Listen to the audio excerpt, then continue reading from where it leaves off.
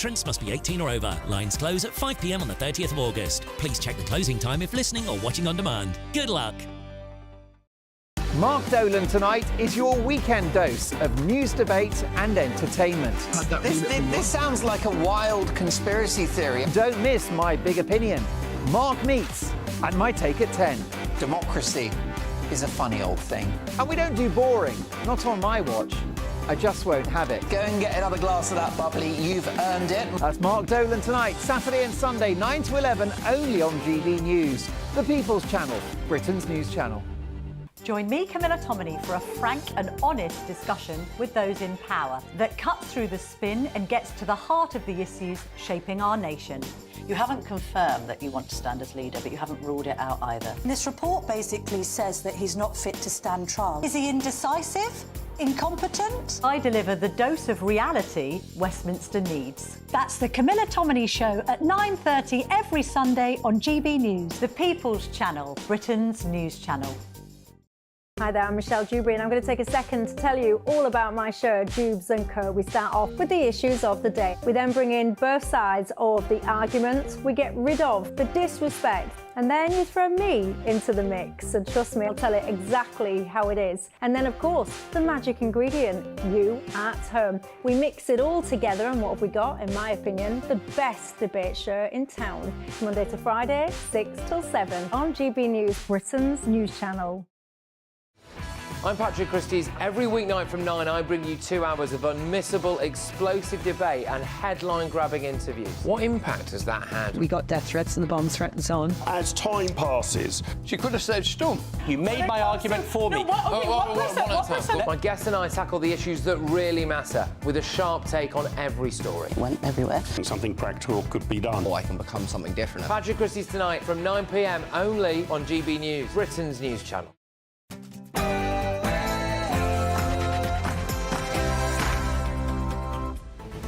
Good afternoon, Britain. It's 12 o'clock on Tuesday, the 23rd of July. I'm Tom Harwood. And I'm Emily Carver.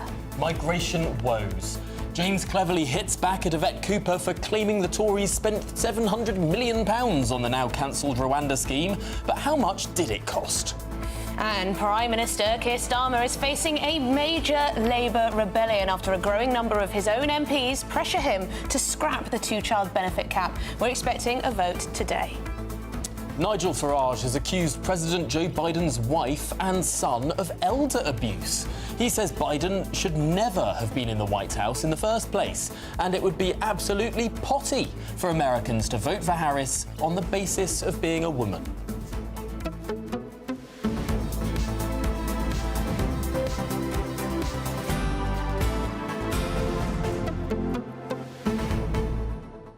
And you're going to want to stay with us this afternoon because we are just about to reveal just how much some of the BBC's top earners are earning. Who will be crowned the #1 top earner at the BBC this year? Absolutely. Could it be another year of Gary Lineker, or has someone else pipped him to the post? We'll be getting to that very shortly indeed. But before we do, Emily, I happen to know that the date today... Yes. is a relatively special date, isn't it? Oh, it's a very special day. The 23rd of July. 23rd of July. Every year since 1992, it has been my birthday. Well, I've got you a little cake. Oh, you just ran out and got that, didn't you? I might have just run out and got it, so we can have... do you know what? It's covering up the views there. There we go. Happy birthday. I'm being told I have to hold this still. It's going to be quite hard. It's going to be quite hard for me to sort of... Oh, no, you have to cut it. I mean, it looks like a personal cake, doesn't it? That's only one portion, really, isn't it? I will cut it, yes. Oh, there we go. Make a wish. Make a wish. I'm making a wish. OK. A magical And my wish has experience. Absolutely nothing to do with you. No, of course. Well, thank you very much. It is indeed my birthday. And if it's your birthday at home, happy birthday to you as well. So, you know, everyone to send in your birthday wishes to Emily, gbnews.com/your-say. But also, we're going to be talking a bit about the news as well. Yes, all of that after your headlines.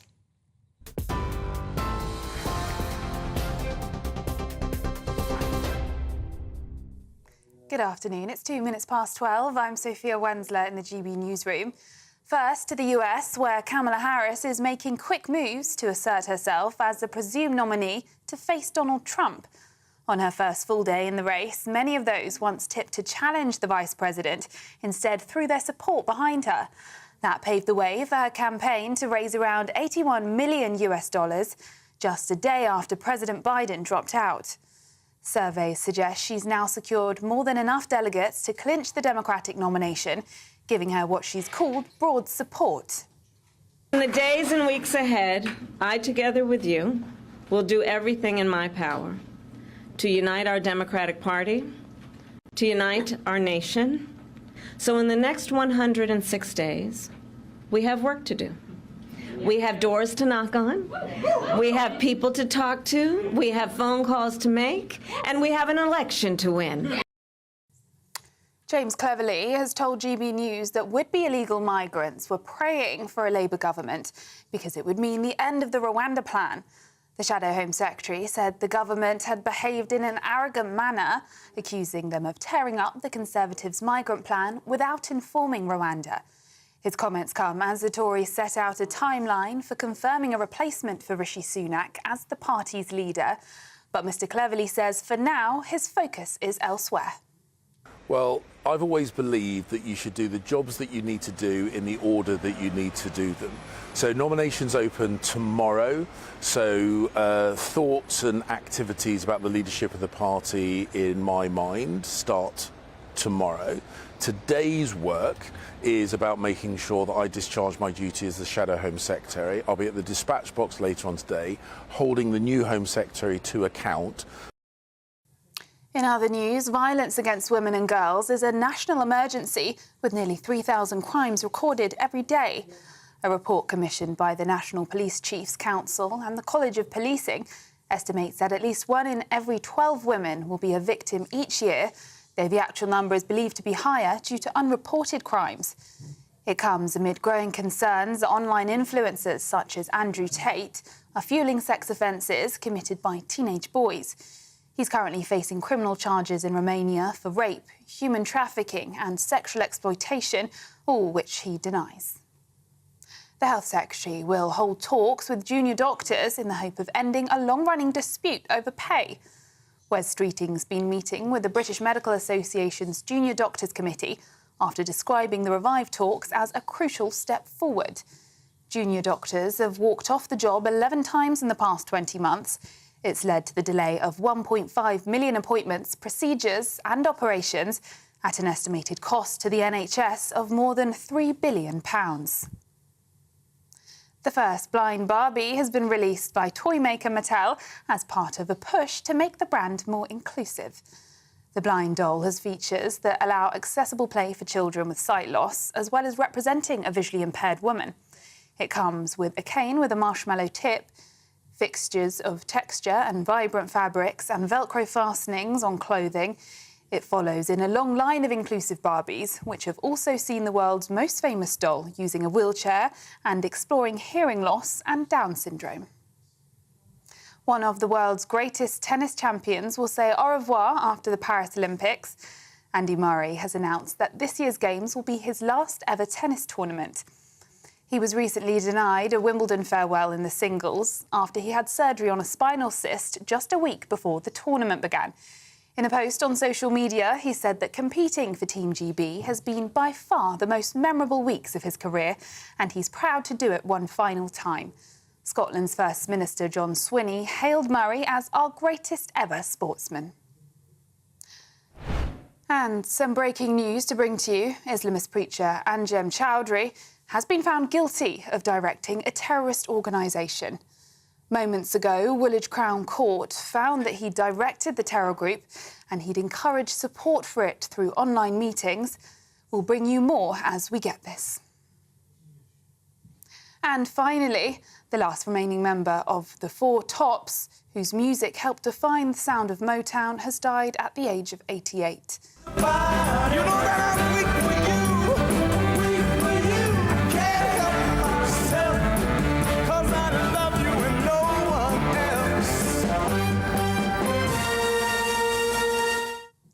Abdul Fakir, who was often known as Duke, was part of the quartet behind a string of hits throughout the 1960s.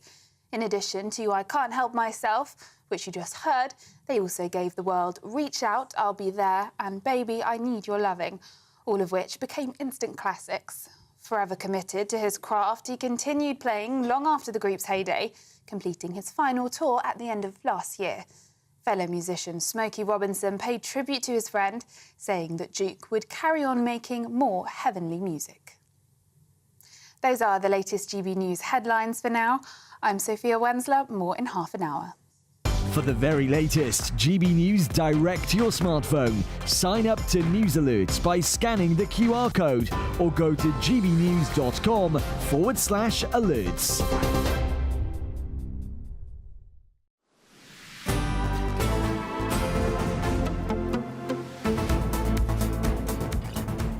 Good afternoon, Britain. It's 8 minutes past 12. Now for some breaking news. The BBC has published its annual report today, revealing their biggest earners. It has indeed, and Gary Lineker is once again the broadcaster's best-paid presenter, taking home over a whopping £1.35 million each year. Radio presenter Zoe Ball is second on the BBC's list, earning between £950,000 and £955,000 each and every year. Well, there you go. Those are the top earners. Quite a big gap between the two top earners there. Oh, you think there's a gender pay gap going on? Well, there clearly is. Well, there is, yes, in this specific case, yes. Gary Lineker, 1.35. I think last year he was on 1.3. Yes, so he's gone up. So he's gone up a little. Is that inflation busting? Perhaps not, actually, given the cost of living, but I'm not quite sure just how much Gary Lineker will be spending on, I don't know, the weekly shop. So we're tightening up the purse strings. Yeah, no 5.5% pay hike for him. But yes, elsewhere at the organisation, Tim Davie has apologised over alleged mistreatment of contestants on Strictly Come Dancing. He said, "I'm very sorry that anyone has had an experience on Strictly that hasn't been wholly positive. I think that is something we do reflect on, and I'm sorry about that." So there you go, being drawn to on BBC Strictly, just as this report comes out. There's also some information that we'll dig into on the licence fee, how many people are paying for it, has it gone up, has it gone down, what's happened there. Well, let's go to our reporter, Adam Cherry. He's outside Broadcasting House for us with all of the details. Adam, no big surprise that Gary Lineker is once again the big winner. No surprise there. I would say there is one big surprise with the high earners on this list, and that is Hugh Edwards.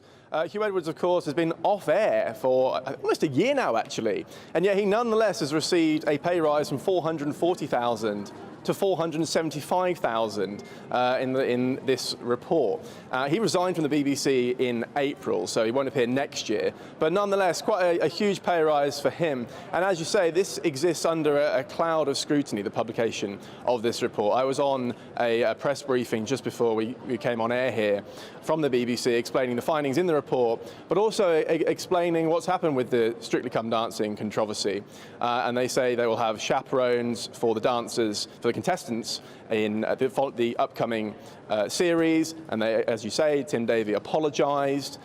They said the competition is natural, and this is to be expected that there will be some sort of jostling of elbows, but this has clearly gone too far, and they acknowledge that. And so for the second year running, this is published under some scrutiny. Last year it was the Hugh Edwards scandal. This year it's this one. As you say, Gary Lineker, the top earner yet again. Zoe Ball the second, and Greg James from Radio 1 also picking up a nice pay rise. He's on over $400,000. So nice work if you can get it, guys. Yes, I'm just reading here too that the BBC will make a net reduction of 500 full-time roles over the next 2 years. That's just been announced as well. Are there some issues then with the money that's coming from the licence fee? Yeah, well, I mean, when some of these stars get paid so much, it doesn't take much to figure out why there's an issue. In the report, they say within the first few pages that there's a real problem with having to streamline the business as a result of the licence fee being stretched so thin. Actually, I think since 2010, compared to 2010, 2011, they're operating with, in real terms, 30% less cash. So they are having to make the business more nimble, maybe rely on artificial intelligence and streamlining in other ways. So it's not the easiest set of circumstances for them. It's very interesting to see these particular difficulties that the BBC has. After all, a number of its programmes are also facing some difficulty, not least Strictly Come Dancing. What have we learned about that? Well, as I say, they explained in the press briefing just before I went on air that they're apologetic about this and they will have chaperones for the next series. They're not cancelling the next series, but stars like Zara McDermott and Will Bailey have complained about what is tantamount to bullying in their term, in their words, and they have a serious problem here, and it's been going on for several years. Now, there is some there's some criticism of these claims, the likes of Anne Widdecombe, who said on this channel that really this is just all part and parcel of being in a competition. So clearly there's some digging to do, but this story isn't going away, and they have a lot of explaining to do, I think, and a lot of contrition. Yes, I'm sure. But Adam, just lastly, I imagine some of the producers, the backroom staff, they probably, have a few grumbles, don't they, every year when this is reported that the likes of Gary Lineker are on such whopping salaries? Yeah, absolutely, and it's not just these top earners. This is only revealing those on over £178,000 a year, so there'll be others who are taking home a nice pay packet too, who don't quite meet that threshold. Most of them probably on screen rather than off screen, so every year this does cause some agitation in the newsroom. I wonder how many BBC stars are on £177.9 thousand a year and don't have to be declared. Adam Cherry, thank you so much for joining us outside New Broadcasting House there. I mean, I'm sure the cash sweetens things, but it probably is a little stressful for these stars when they see their names on this list and everyone can comment on whether they're worth it or not.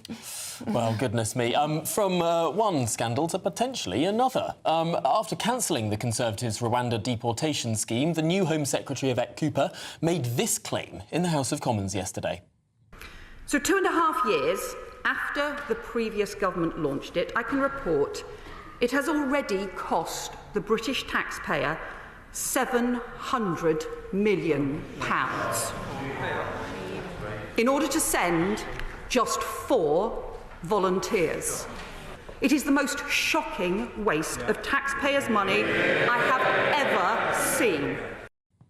So Yvette Cooper there claiming that the scheme has already cost £700 million. However, speaking to GB News this morning, Shadow Home Secretary James Cleverly rebuffed her claims. Well, the figures that the Home Secretary used at the dispatch box yesterday were nonsense. And the problem she's got, she seems to forget that it was only a few weeks ago that I was the Home Secretary, so I know exactly how much money has been spent on Rwanda. And at the point that the election was called, it was just shy of 300 million, 700 million figure, complete nonsense. The fact is that controlling our borders is never free, and the cost of inaction will be considerably higher. So James Cleverly is having none of it, essentially saying that's a nonsense figure. Well, while they argue over those numbers, 2 numbers are undeniable. First, that nearly 1,500 illegal migrants have entered the UK on small boats in just the last week. And secondly, the French Coast Guard has confirmed that 2 people have died during rescue operations just off the northern French coast. Well, yes, and here in the studio to break this all down for us, we're joined by Home and Security Editor Mark White. Mark, thank you very much indeed. When you hear these big numbers from politicians, you don't know who to believe, and I imagine these figures are very difficult to get hold of. Well, indeed. I mean, it's all rather unseemly. Obviously, they're just arguing over that cost, which I don't know what Yvette Cooper's numbers are, what they actually add up to, or indeed James Cleverly's. I mean, the nearest we can come to it is the National Audit Office did report recently that they had estimated that 500 million had been spent on Rwanda so far. We know that 290 million has been given to the Rwanda government. What Yvette Cooper is saying the other sort of numbers are coming from, it's the fact that 1,000 civil servants have been employed to work on the Rwanda policy, the scheme, that an airline has been chartered that's never been used, that they have arrested people, put them in accommodation, people that were languishing in the accommodation that has to be paid for as well. And yet, so that's our Mark, figure anyway, 700 million. Is this not double counting? Because, of course, people being rounded up and placed in detention, that may well have happened anyway if these people are due to be deported, whether to Rwanda or, frankly, to anywhere else. And these flights that have been chartered, that have been requisitioned, now the government is briefing out that they're being used to send people back to their countries of origin. So is it really the government here sort of getting into a tiz, trying to claim that money that was, quote-unquote, wasted on Rwanda, well, it was actually for things in this country that are being used now? Yeah, I mean, there's no doubt about that, you know, the flights, the charter flights have been paid for. We can reveal that our sources believe that first flight that was going to Rwanda tomorrow, under the previous government, it was planned to go on the 24th of July, will still take off, but it will carry Vietnamese to that country. Not confirmed by the government, but sources reliably indicating that that is going to be the case. So, yes, you're right.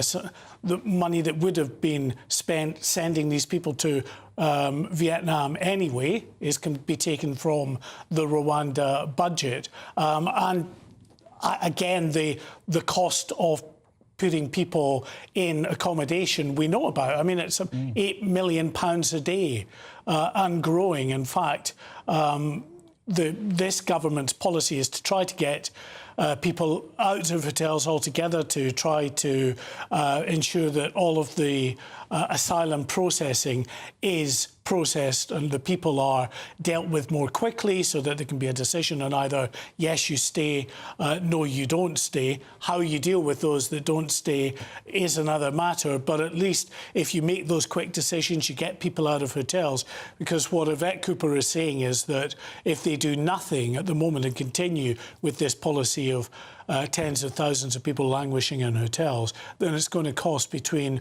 30 and 40 billion pounds over the next 5 years, which he points out is double the bill for policing in England and Wales. Well, because James cleverly said there, he made the claim that the cost of inaction would be far higher than the cost of the Rwanda scheme anyway. I mean, is that fair to say? Well, the fact is there was a good deal of inaction under the Conservative government, because one thing they did with the Illegal Migration Act when that came through in March 2023 is anyone coming over by previously known as irregular route across the Channel were deemed to be an illegal migrant, and therefore apart from very exceptional circumstances, were excluded from claiming asylum. So these people were in a limbo, if you like, of being unable to claim asylum, but not being granted leave to remain as such, and, you know, not really having any end in sight to what we would actually deal with them. So that was costing money. You could argue that if you process them, you grant however many, 60% or 70% asylum, then they're contributing to society again. They're not in hotels, they're paying taxes, and the sort of burden of the state is reduced. But then the counter-argument to that is if you start processing and granting lots of people asylum, then it's a pull factor for more people to come across the Channel. I mean, the whole thing is an absolute mess, and it's only going to get worse. And Yvette Cooper acknowledges herself that the summer influx of migrants across the Channel is likely to be very significant. She claims she's inherited that from the Conservatives.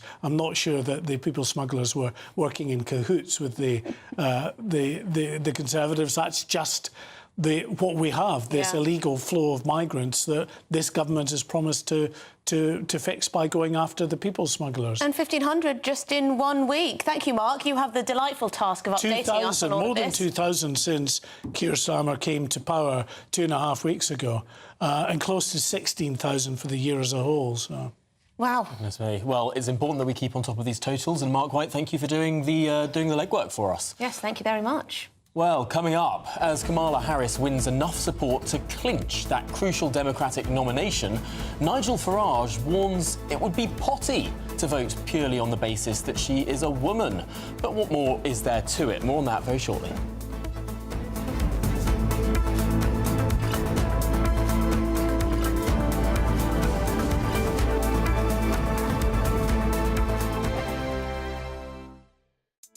Nana are queer. Weekends from 3 p.m. Now, the last time we spoke, we always talk about the topic of gender and your transition. So talk to me about now, though. What you have done is you've created a comic book about your life and about your transition to tell us things that perhaps the press and media don't talk about. Yes, so throughout the years, I have always been persuaded to write a book, but I was never ready to disclose so much. And I've been working this beautiful comic book. I brought you a little copy. It's here. You can have a look into it later, where I'm detailing past experiences, growing up in Brazil and then moving to this country, and my struggles, the struggles that I had to go through to become the woman that I'm today. I'm a woman. I'm not a biological woman, but I am a woman. I just cannot have babies because I don't have the female organs. But I'm a woman inside out, therefore I use the female toilet. But what has been going on around, there are a lot of people, they regard themselves as being transgender when they're actually not. They don't have any psychological help, they don't have any medical help. They just wear female clothes and makeup and they call themselves female. And they're the ones using female spaces and take advantage of that. And that is what should stop and be controlled. But that's the problem, isn't it? So what do you do to stop that? I mean, the suggestion was a third extra space. How would you feel about a third extra space where, you know, this is where if somebody is trans or any of those other things can use rather than using the female toilet? I don't think that would work, actually, because these people that those people that regard themselves as being females in their minds, they still would use the female toilet. GB News, the People's Channel. If you want your news to be straight talking... This is a nightmare for the Conservatives again. Down to earth. It's not just Nottingham where this is happening, is it? And most importantly, honest. Hard-working, middle-class taxpayers, they'll get their book thrown at them. Then catch me, Martin Daubney, Monday to Friday, 3 till 6 p.m. on GB News, Britain's news channel. Join me, Neil Oliver, every Sunday night at 6 p.m. on GB News. And if an hour is not nearly enough for you, go to gbnews.com for special extended episodes online every Friday at 9 p.m, where we can truly get into the nitty-gritty of what's going on. GB News, Britain's news channel. We're proud to be GB News, the People's Channel, and as you know, we always love to hear your views. Now, there's a new way of getting in touch with us at gbnews.com/yoursay. By commenting, you can be part of a live conversation and join our GB News community. You can even talk to me, Bev Turner, or any of the members of the GB News family.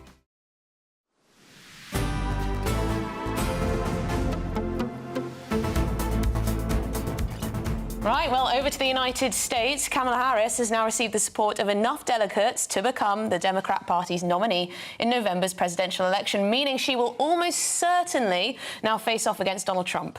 Yes, this comes as it was announced the Democrats have received an astonishing, get this, $81 million in donations since Joe Biden stepped aside and endorsed his vice president. Gosh, that's a lot of money, isn't it? Let's get more on this now with GB News reporter Ray Addison.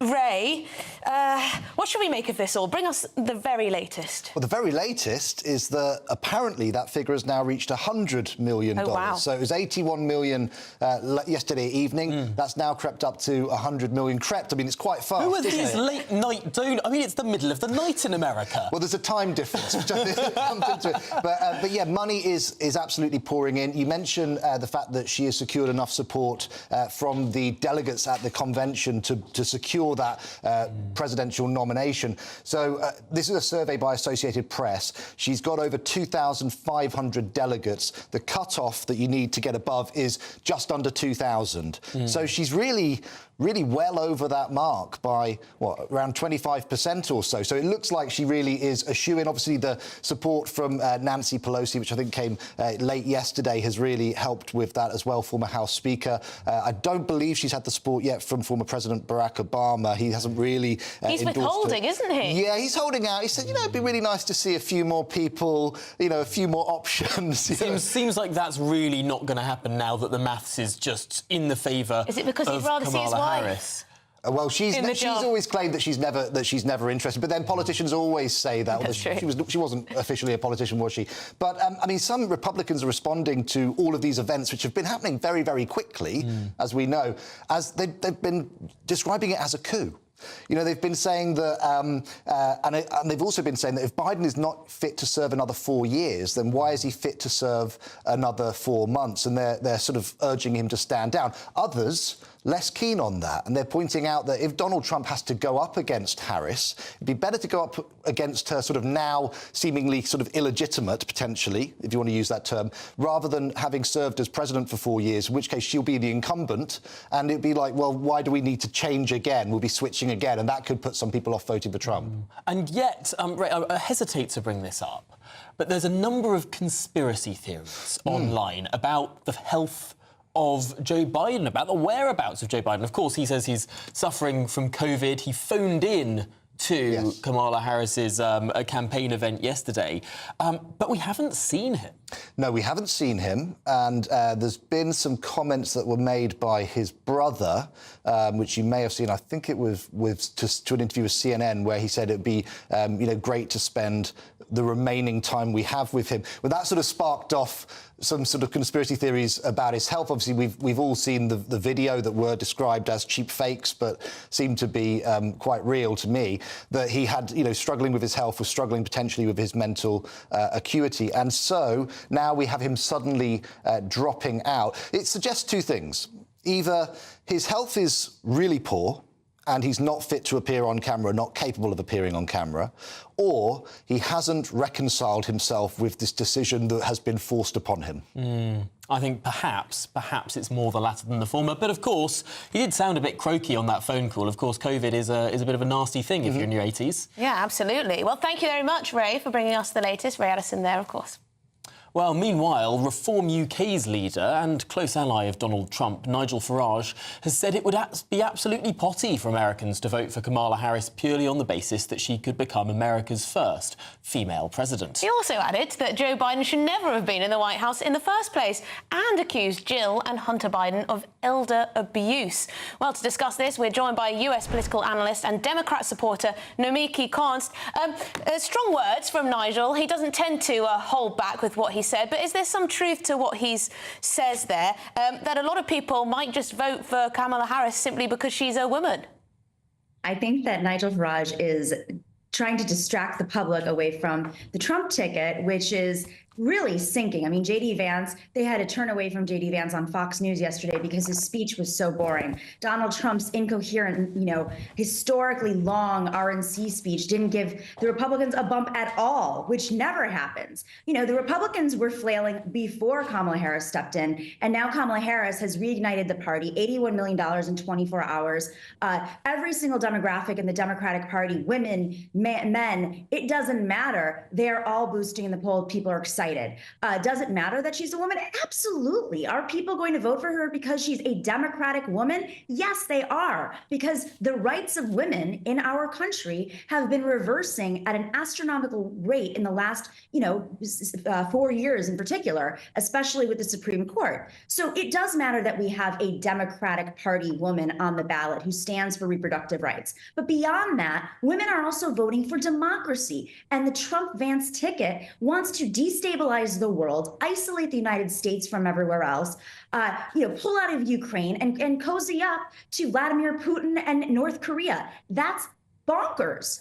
The one thing that I think he's right about, though, is women are going to turn out for her. And when women turn out, which they do, we win. Democrats win. Last cycle, Joe Biden won with women. Hillary Clinton won with women, just a little bit below Joe Biden. And in a cycle like this, where Republicans are doubling down on young conservative males who don't turn out at the same rate as young progressive females, as it's leaning, more young people are switching. More young men. Of course, Nomiki, you said Hillary Clinton won with women. That's very true. She lost the election.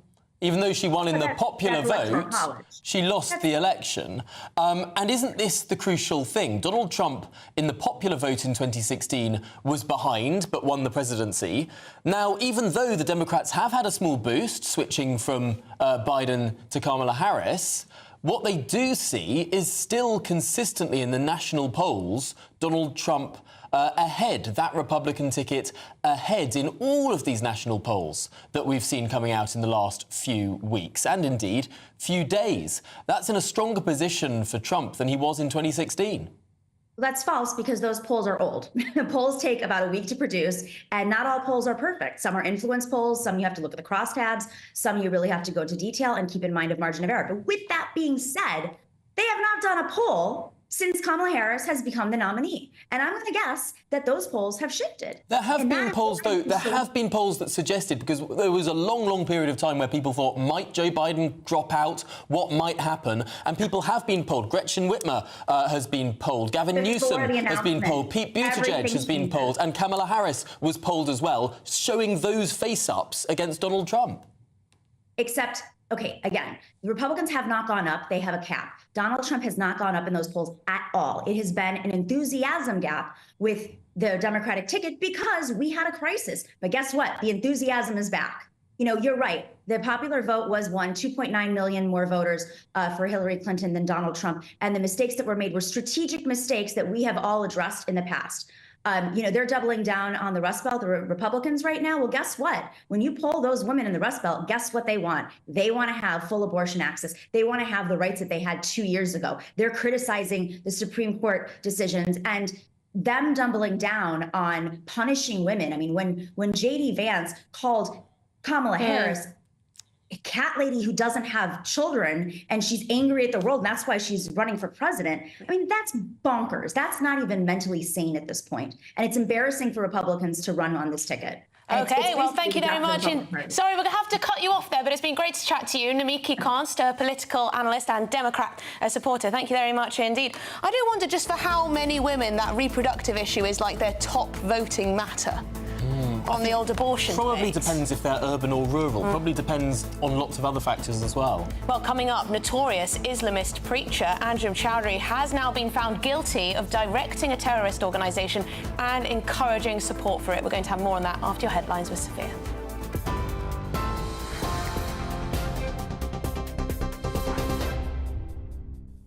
Emily, thank you. Good afternoon. It's 12:30. I'm Sophia Wensler in the GB newsroom. Islamist preacher Anjem Choudary has been found guilty of directing a terrorist organisation known as Al-Muhajirun. Prosecutors said he directed a terror group for a significant period of time, starting in 2014, and had also encouraged support for it by addressing online meetings of the Islamic Thinkers Society. Head of counter-terrorism for the Metropolitan Police says today's verdict marks an important moment. We know that Anjem Choudhary's had involvement with individuals that have committed terrorist attacks here in the UK in the past, but also travelled overseas to join ISIS.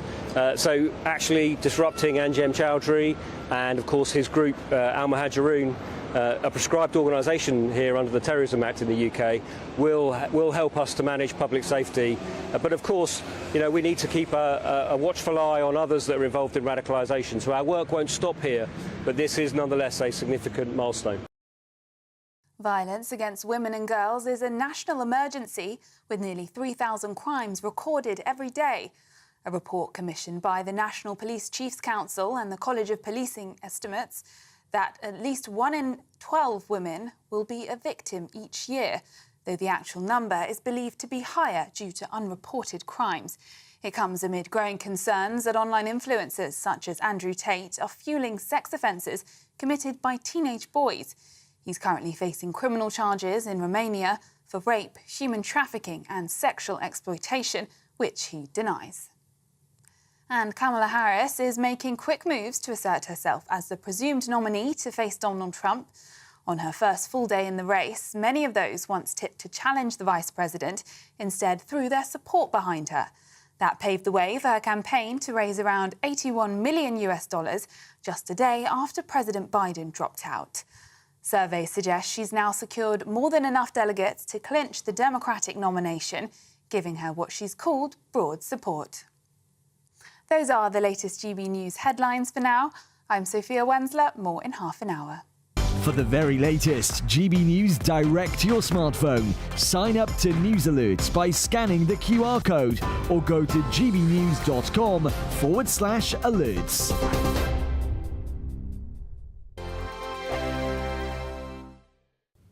Welcome along to your latest weather update from the Met Office here on GB News. For most, it's a fine day out there, just a sprinkling of showers around. We're kind of between weather systems. One is pulling away to the east, another one is approaching, but in between, a little bump in the isobars, a little ridge of high pressure, which is, as I say, bringing most of us a fine day. Have seen some wet weather earlier today over the Midlands and the southeast. That's scooting away. Still 1 or 2 showers across Kent this afternoon, and a sprinkling of showers further north, but many areas dry and fine. Some good spells of sunshine across Northern Ireland, brightening up to across Wales, western side of Scotland up to 20 degrees. Across the southeast could touch up to 25 degrees Celsius.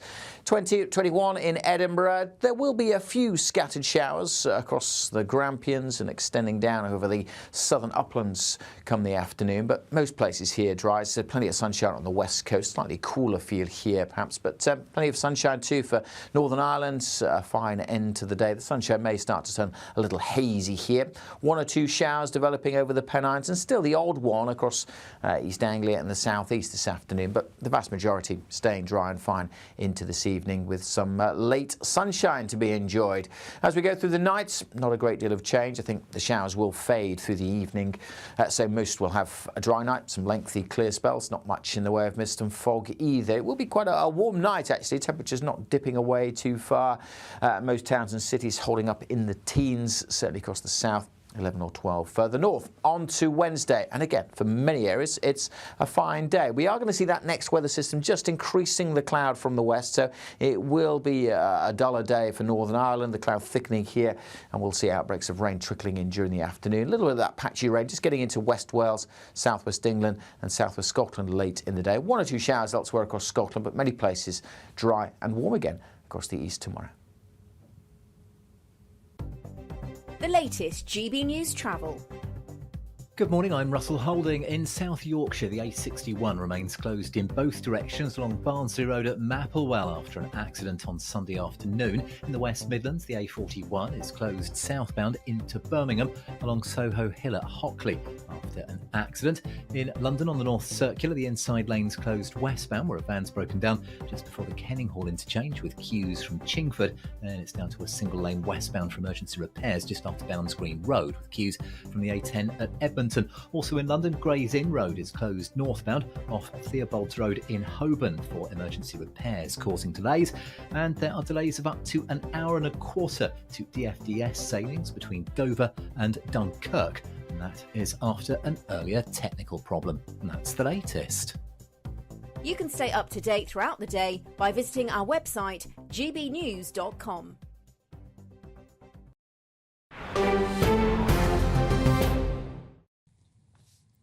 Good afternoon, Britain. It is 20 minutes to 1 o'clock, and in the last hour, notorious Islamist preacher Anjem Choudary has been found guilty of directing a terrorist organisation and encouraging support for it. Right, well, let's get the latest now with GB News national reporter Charlie Peters. Charlie, tell us what's happened. Well, this is one of the most significant convictions in British counter-terrorism history.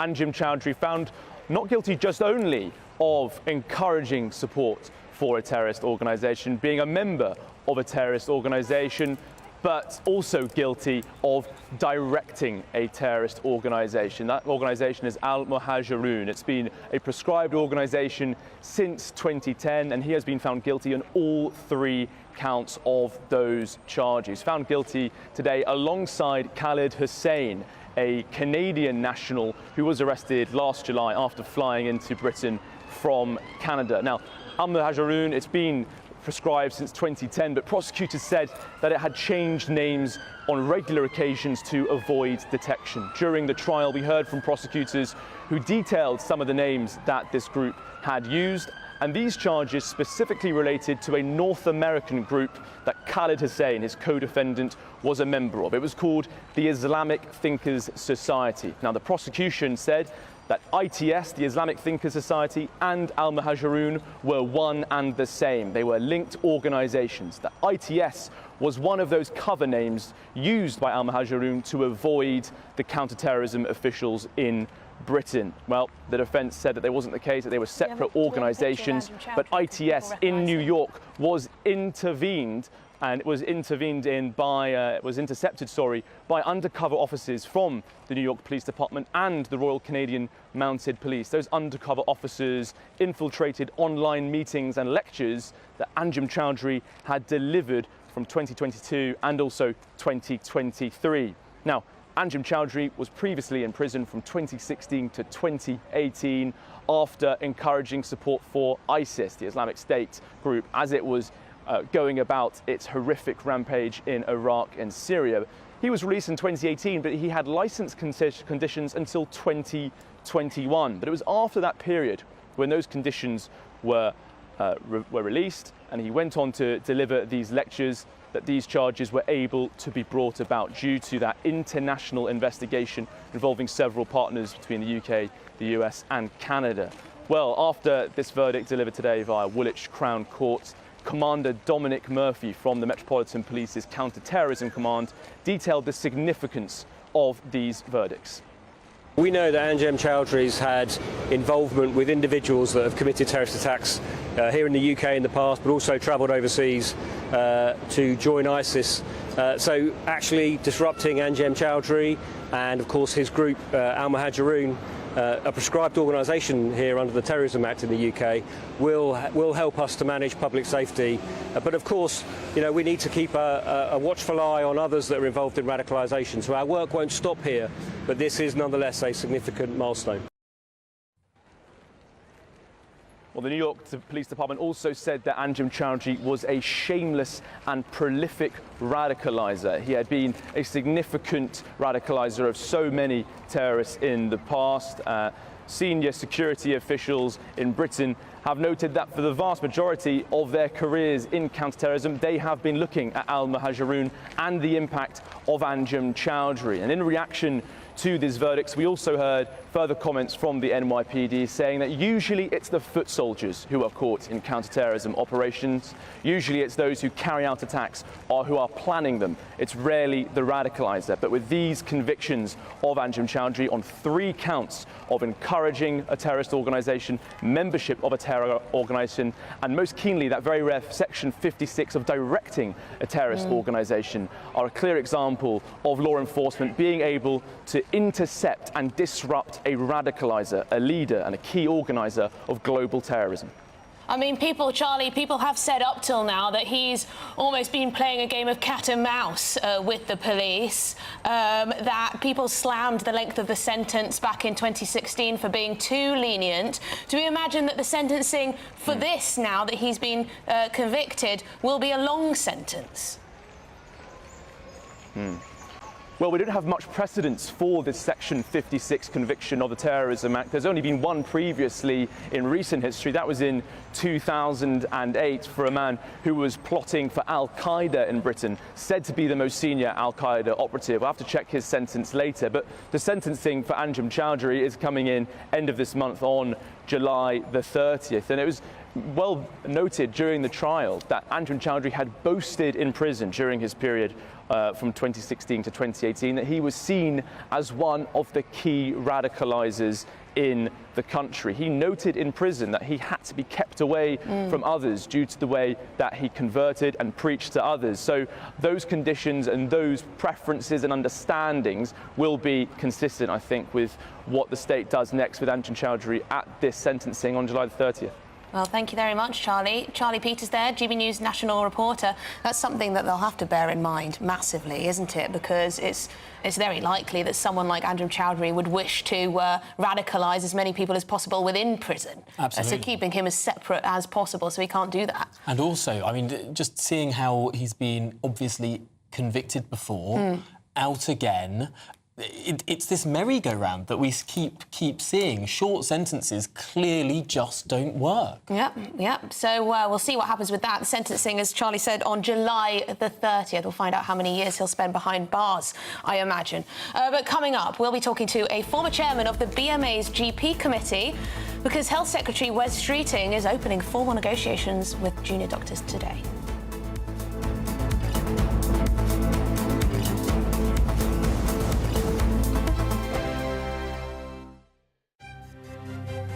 GB News Breakfast, every day from 6 a.m. A new report suggests that Prince Harry is lonely in California and he's considering returning to Britain despite a seismic falling out with his father and his brother. But the question we're asking this morning is whether Meghan would come with her Prince Charming or whether Harry would perhaps be more welcome here if he came solo. Like Kinsey, we'll go to Kinsey Schofield live now in LA. Kinsey, we've got lots of time to talk about this and speculate this. We've got about 6 minutes or so to talk. But what's behind all of this? Where are these thoughts coming from? They're coming from royal author Hugo Vickers, and I don't know if you're familiar with Mr. Vickers, but he's written over 30 books about the British royal family. And he told The Sun that Prince Harry will ultimately return to the UK with his tail between his legs. He described the Duke of Sussex as angry and says Harry is genuinely petrified of losing his wife, Meghan Markle. When asked his predictions for where Harry and Meghan will be in the next 20 years, Vickers told The Sun, I think he'll come home, explaining, I think Harry will come home, and if he comes home, we must be very nice to him because he won't particularly want to. He's quite angry, suggesting that he would be coming home solo. Vickers also said that Prince Harry looks slightly petrified of Meghan Markle and that King Charles has left the door wide open for Harry's return if and when he does decide to come back. I can only imagine the culture shock that Prince Harry has faced arriving there. This is a kid that has grown up in castles. GB News, the People's Channel. Hi there, I'm Michelle Choudary, and I'm going to take a second to tell you all about my show, Jubes & Co. We start off with the issues of the day. We then bring in both sides of the arguments. We get rid of the disrespect. And then you throw me into the mix. And trust me, I'll tell it exactly how it is. And then, of course, the magic ingredient, you at home. We mix it all together, and what have we got? In my opinion, the best debate show in town. Monday to Friday, 6 till 7 on GB News, Britain's news channel.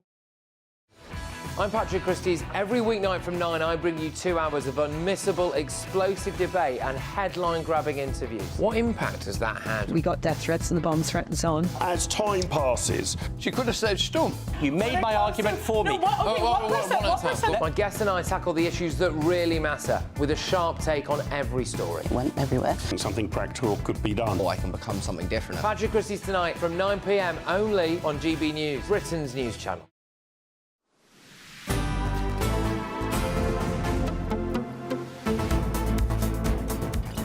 Right, it's 12:50. Good afternoon, Britain. And the Health Secretary, Wes Streeting, has now opened formal negotiations with junior doctors today as he looks to bring an end to their long-standing pay dispute. The British Medical Association has been holding out for a 35% pay rise for junior doctors, a figure the new Health Secretary has previously said is far too high. Well, let's get the thoughts of Dr Lawrence Buckman, former chair of the BMA's GP committee. Dr Lawrence, do you sense that something has changed, a new Labour government? Do you think the BMA might budge? I think it's an opportunity for both sides to step back from the brink of their own creation and to try and find ways of making a deal, which of course is not just about money, it's about mood music and much more. The juniors have been treated very badly for many years now, not just financially. And there's a lot a government can do that doesn't include paying money. Obviously, money will be important, and it's how that is turned into a deal. The deal is never the one you start with, it's always something else. Which includes a recognition of what things you do that are worth more than they were and what things that you can change in terms of working practice and so on that would make a difference. So nobody is going into this thinking that either side will come out winners. There's no such thing as winners. It's not about victory. It's about coming to a deal that makes the NHS work, which it doesn't at the moment.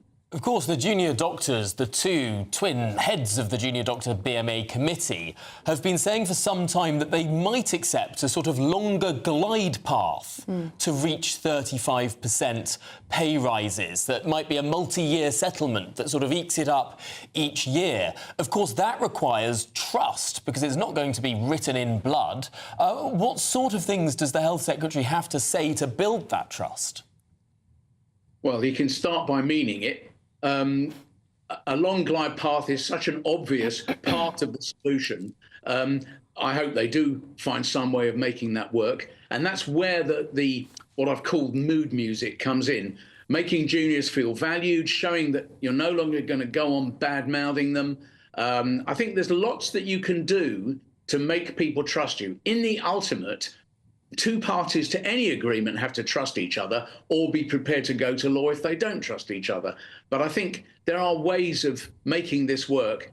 He's certainly making all the right noises at the moment.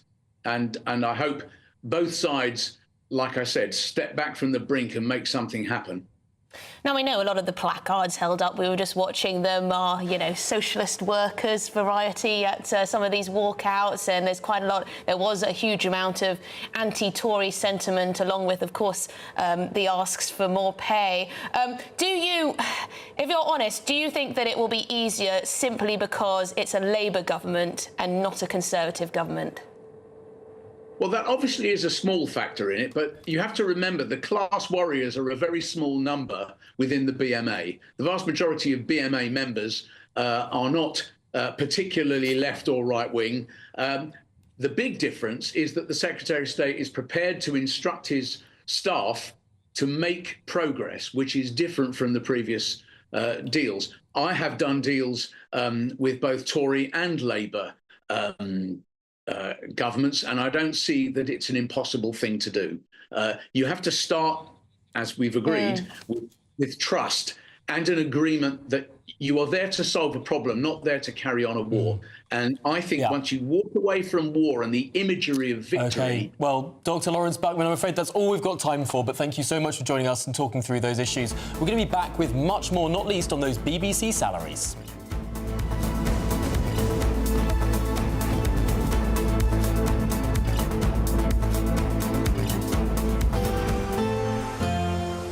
A brighter outlook with Box Solar, sponsors of weather on GB News.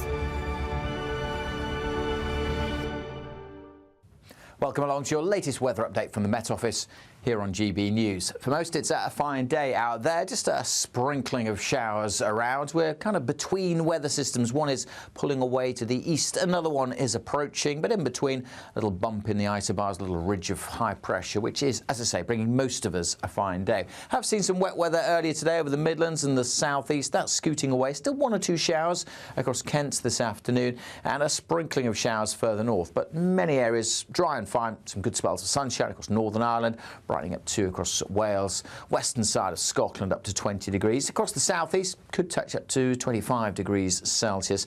21 in Edinburgh. There will be a few scattered showers across the Grampians and extending down over the southern uplands come the afternoon, but most places here dry. So plenty of sunshine on the west coast, slightly cooler feel here perhaps, but plenty of sunshine too for Northern Ireland. A fine end to the day. The sunshine may start to turn a little hazy here. One or two showers developing over the Pennines, and still the odd one across East Anglia and the southeast this afternoon, but the vast majority staying dry and fine into this evening with some late sunshine to be enjoyed. As we go through the nights, not a great deal of change. I think the showers will fade through the evening, so most will have a dry night, some lengthy clear spells, not much in the way of mist and fog either. It will be quite a warm night actually, temperatures not dipping away too far. Most towns and cities holding up in the teens, certainly across the south 11 or 12 further north. On to Wednesday, and again, for many areas, it's a fine day. We are going to see that next weather system just increasing the cloud from the west, so it will be a duller day for Northern Ireland, the cloud thickening here, and we'll see outbreaks of rain trickling in during the afternoon. A little bit of that patchy rain just getting into West Wales, southwest England and southwest Scotland late in the day. 1 or 2 showers elsewhere across Scotland, but many places dry and warm again across the east tomorrow. That warm feeling inside from Boxed Boilers, sponsors of weather on GB News.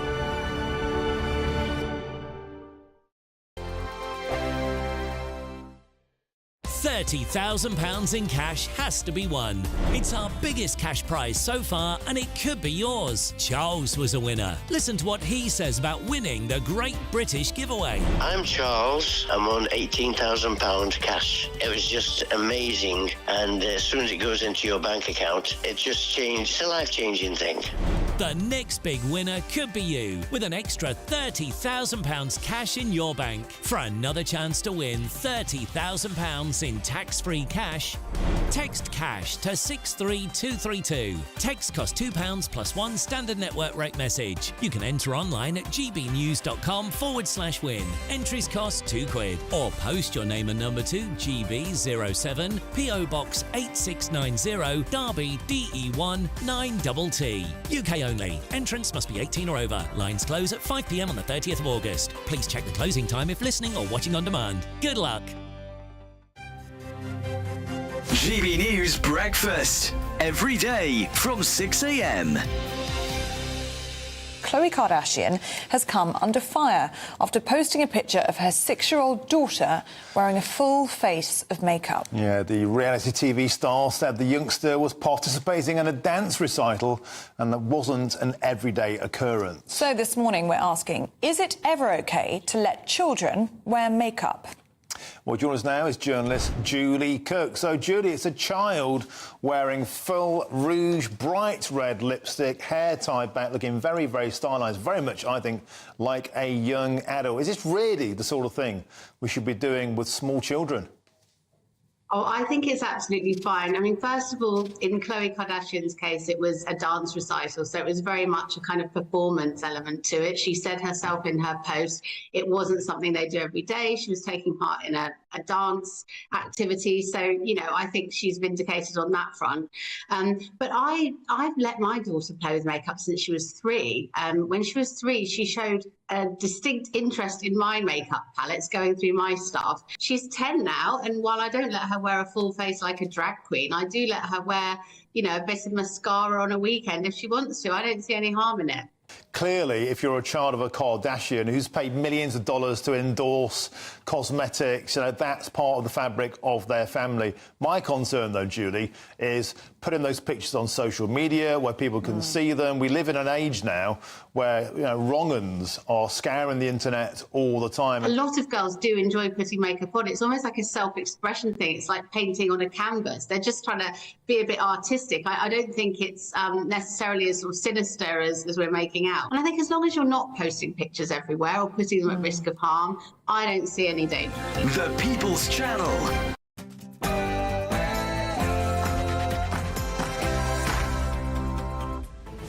Good afternoon, Britain. It's 1 o'clock on Tuesday, the 23rd of July. I'm Emily Carver. And I'm Tom Harwood. Migration woes. James Cleverly hits back at Yvette Cooper for claiming the Tories spent £700 million on the now cancelled Rwanda scheme. While politicians argue over cash, migrants keep coming in their thousands. Commons Speaker Lindsay Hoyle has spared Keir Starmer's blushes by not selecting the backbench Labour rebellious motion on scrapping that famous 2-child benefit limit. He's selected a similar motion from the SNP instead. So will tonight's showdown in Parliament now be a damp squib? And Nigel Farage has accused President Joe Biden's wife and son of elder abuse. He says Biden should never have been in the White House in the first place, and it would be absolutely potty if Americans were to vote for Harris on the basis of her being a woman. And Islamist preacher Anjem Choudary has been found guilty of directing a terrorist organisation and encouraging support for it through online meetings.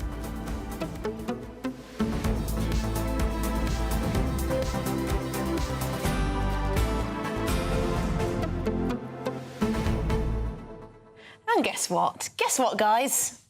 Who's the top earner at the BBC this year? I can guess. Go on. It's Gary Lineker, isn't it? It is Gary Lineker. It is, of course, Gary Lineker. Match of the day, Gary Lineker. £1.35 million a year. Quite good. A little bit up on last year. Oh, just a tiny £50,000. A little tiny. I mean, chicken feed. A little tiny extra.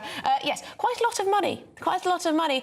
And it looks like the BBC are going to be trying to streamline processes. 500 full-time roles are getting the chop over the next couple of years. BBC licence fee, fewer people are buying the licence fee.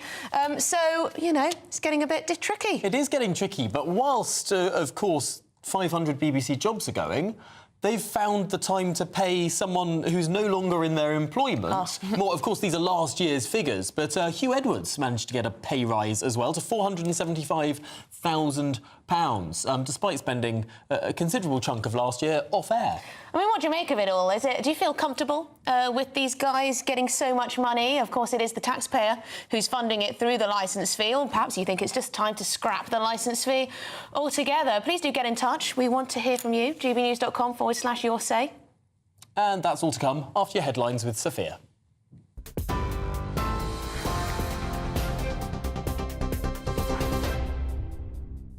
Tom, thank you. Good afternoon. It's 2 minutes past 1. I'm Sophia Wensler in the GB newsroom. As you've been hearing, Islamist preacher Anjem Choudary has been found guilty of directing a terrorist organisation known as Al-Muhajirun. Prosecutors said he directed a terror group for a significant period of time, starting in 2014, and had also encouraged support for it by addressing online meetings of Islamic Thinkers Society.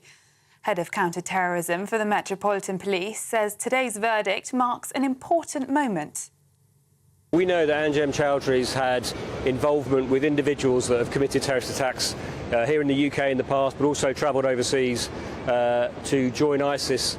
So actually disrupting Anjem Choudary and, of course, his group Al-Muhajirun, a prescribed organisation here under the Terrorism Act in the UK, will help us to manage public safety. But of course, you know, we need to keep a watchful eye on others that are involved in radicalisation. So our work won't stop here, but this is nonetheless a significant milestone. Meanwhile, in the US, attention is turning to who Kamala Harris may pick as her running mate, as she asserts herself as a presumed nominee to face Donald Trump. On her first full day in the race, many of those once tipped to challenge the vice president instead threw their support behind her. That paved the way for her campaign to raise around $81 million just a day after President Biden dropped out. Surveys suggest she's now secured more than enough delegates to clinch the Democratic nomination, giving her what she's called broad support. In the days and weeks ahead, I, together with you, will do everything in my power to unite our Democratic Party, to unite our nation. So in the next 106 days, we have work to do. We have doors to knock on, we have people to talk to, we have phone calls to make, and we have an election to win. Back in the UK, James Cleverly has told GB News that would-be illegal migrants were praying for a Labour government because it would mean the end of the Rwanda plan. The Shadow Home Secretary said the government had behaved in an arrogant manner, accusing them of tearing up the Conservatives' migrant plan without informing Rwanda. His comments come as the Tories set out a timeline for confirming a replacement for Rishi Sunak as the party's leader. But Mr Cleverly says for now his focus is elsewhere. Well, I've always believed that you should do the jobs that you need to do in the order that you need to do them. So nominations open tomorrow. So thoughts and activities about the leadership of the party, in my mind, start tomorrow. Today's work is about making sure that I discharge my duty as the Shadow Home Secretary. I'll be at the dispatch box later on today, holding the new Home Secretary to account. In other news, police investigating disturbances in the Hare Hills area of Leeds last week say they've now made a total of 20 arrests. The riots are believed to be linked to a case involving local children who were taken into care. Vehicles could be seen on fire while a police car was overturned. West Yorkshire Police say the fast-paced investigation continues and they've identified 40 suspects. A coroner has ruled that chemical attacker Abdul Azidi took his own life and drowned within hours after carrying out the attack. The inquest into his death has heard officers launched a hunt for the 35-year-old after a woman and 2 girls were attacked in South London at the end of January. Azidi's body was recovered from the River Thames in February after a huge manhunt. It came after his former partner, a mother of 2, was doused with the corrosive chemical in a harrowing attack on her and her children, who were aged 8 and 3. One of the world's greatest tennis champions will say au revoir after the Paris Olympics. Andy Murray has announced that this year's Games will be his last ever tennis tournament. He was recently denied a Wimbledon farewell in the singles after he had surgery on a spinal cyst just a week before the tournament began. In a post on social media, he said that competing for Team GB has been by far the most memorable weeks of his career, and he's proud to do it one final time. Scotland's First Minister, John Swinney, hailed Murray as our greatest ever sportsman. And the last remaining members of the Four Tops, whose music helped define the sound of Motown, has died at the age of 88.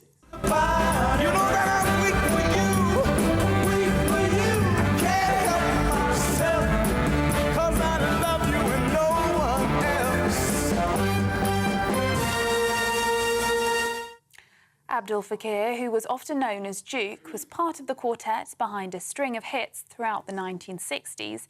In addition to I Can't Help Myself, which you just heard, they also gave the world Reach Out, I'll Be There, and Baby, I Need Your Loving, all of which became instant classics. Fellow musician Smokey Robinson paid tribute to his friend, saying that Duke would carry on making more heavenly music. Those are the latest GB News headlines for now. I'm Sophia Wensler, more in half an hour.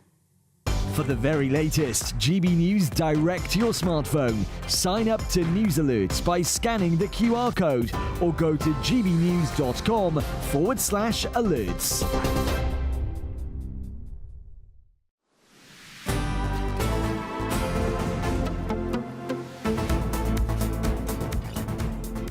Good afternoon, Britain. It's 8 minutes past 1. To news from Parliament now. In the last hour, Commons Speaker Lindsay Hoyle has spared the blushes of the Prime Minister, Keir Starmer. Hoyle has chosen to not select the backbench Labour rebellious motion on scrapping the 2-child limit on benefits. Instead of selecting a red-on-red scrap, he's selected a similar motion from the SNP instead. Yes, so will those rebellious Labour MPs be as comfortable voting for an SNP motion, or will tonight's showdown turn out to be a damp squib? Well, let's get to the very latest with our political correspondent, Catherine Forster, joining us live from Westminster. Is this a bit of relief for Keir Starmer?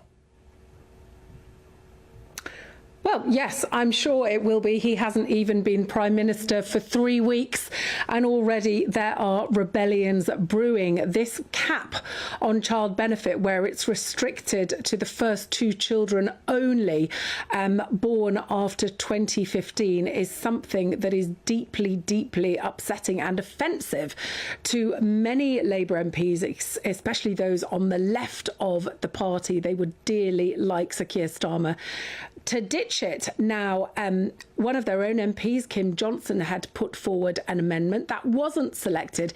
To be honest, that was always highly unlikely to be selected, because that's not the precedent. You don't select amendments from the governing party. But the SNP's amendment and indeed the Lib Dems amendments on this both have been accepted, both basically saying that that 2-child limit should be scrapped. Now, the vote will be sometime about 7 o'clock this evening. The SNP motion has got broad support from Plaid Cymru, other parties as well, the Greens, independents like Jeremy Corbyn, and Labour's John McDonnell. Remember him, he was of course Jeremy Corbyn's shadow chancellor back in the day, will support that too. Now, there's a good number of Labour MPs upset about the cap. I suspect that a few of them will vote with the SNP amendment. But you know what? Sir Keir Starmer has got a working majority of 181. So even if a few peel off to make their feelings felt about this, ultimately it's not going to change anything. But I think what it is a marker for the future that, because the majority is so big, there will be Labour MPs who feel that they can do whatever they like. And, the government is not changing its position. In the lobby briefing with journalists earlier, the spokesman said the position on the policy and the public finances has not changed since before the election. The Chancellor has set out that the public finances are worse than previously thought. She will give an update in due course. And of course, this is all about money, because the cost of it would be about 3.4 billion a year. The government simply say they can't afford it at the moment. They'd like to do so in the future, but they don't want to put any time on that.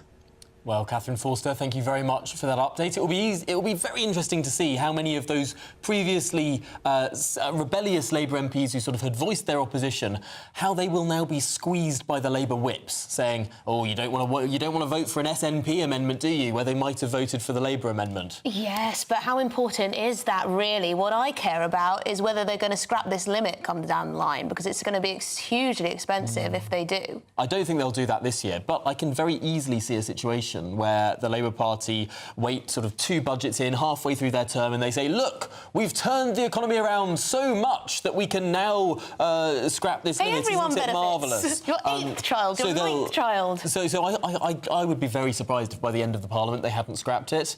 But for political reasons more than anything else, they won't do it now. But there are lots of, there's lots of spending pledges now sort of ramping up, aren't they? I mean, this payment settlement with the junior doctors, that's not going to come cheap. No. If they do budge anyway. But moving on, because the Tory leadership race has now officially begun. Rishi Sunak formally stood down, of course, as the leader of the Conservative Party. Well, he won't do that until November. Well, he hasn't yet. But he's announced his intention to stand down. But the Shadow Home Secretary, James Cleverly, has strongly indicated that he'll throw his hat in the ring to replace Rishi Sunak, whilst Kemi Badenoch, Suella Braverman, Tom Tugendhat, Priti Patel and Robert Jenrick are also expected to run for the top job.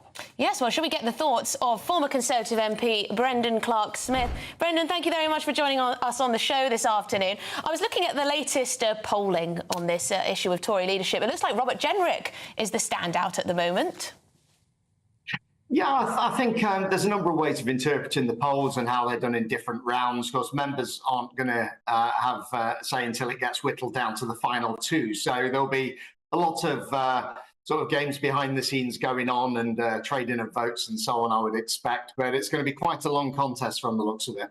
A very long contest, but perhaps slightly different to the way that the last contest was. I think a lot of people thought the last contest was slightly too short in the first half and too long in the second half, getting that broad spread of candidates down to 2, and then the final 2, Rishi Sunak and Liz Truss, just going on for months. Perhaps this new setup, whereby there will be whittling down to 4 candidates, who then have the long slog of campaigning, culminating in what's being called a beauty contest at Conservative Party contest. I'm not quite sure how beautiful it really will be, but I'm sure it'll all be very attractive. But this is almost similar to what happened in 2005, Brendan.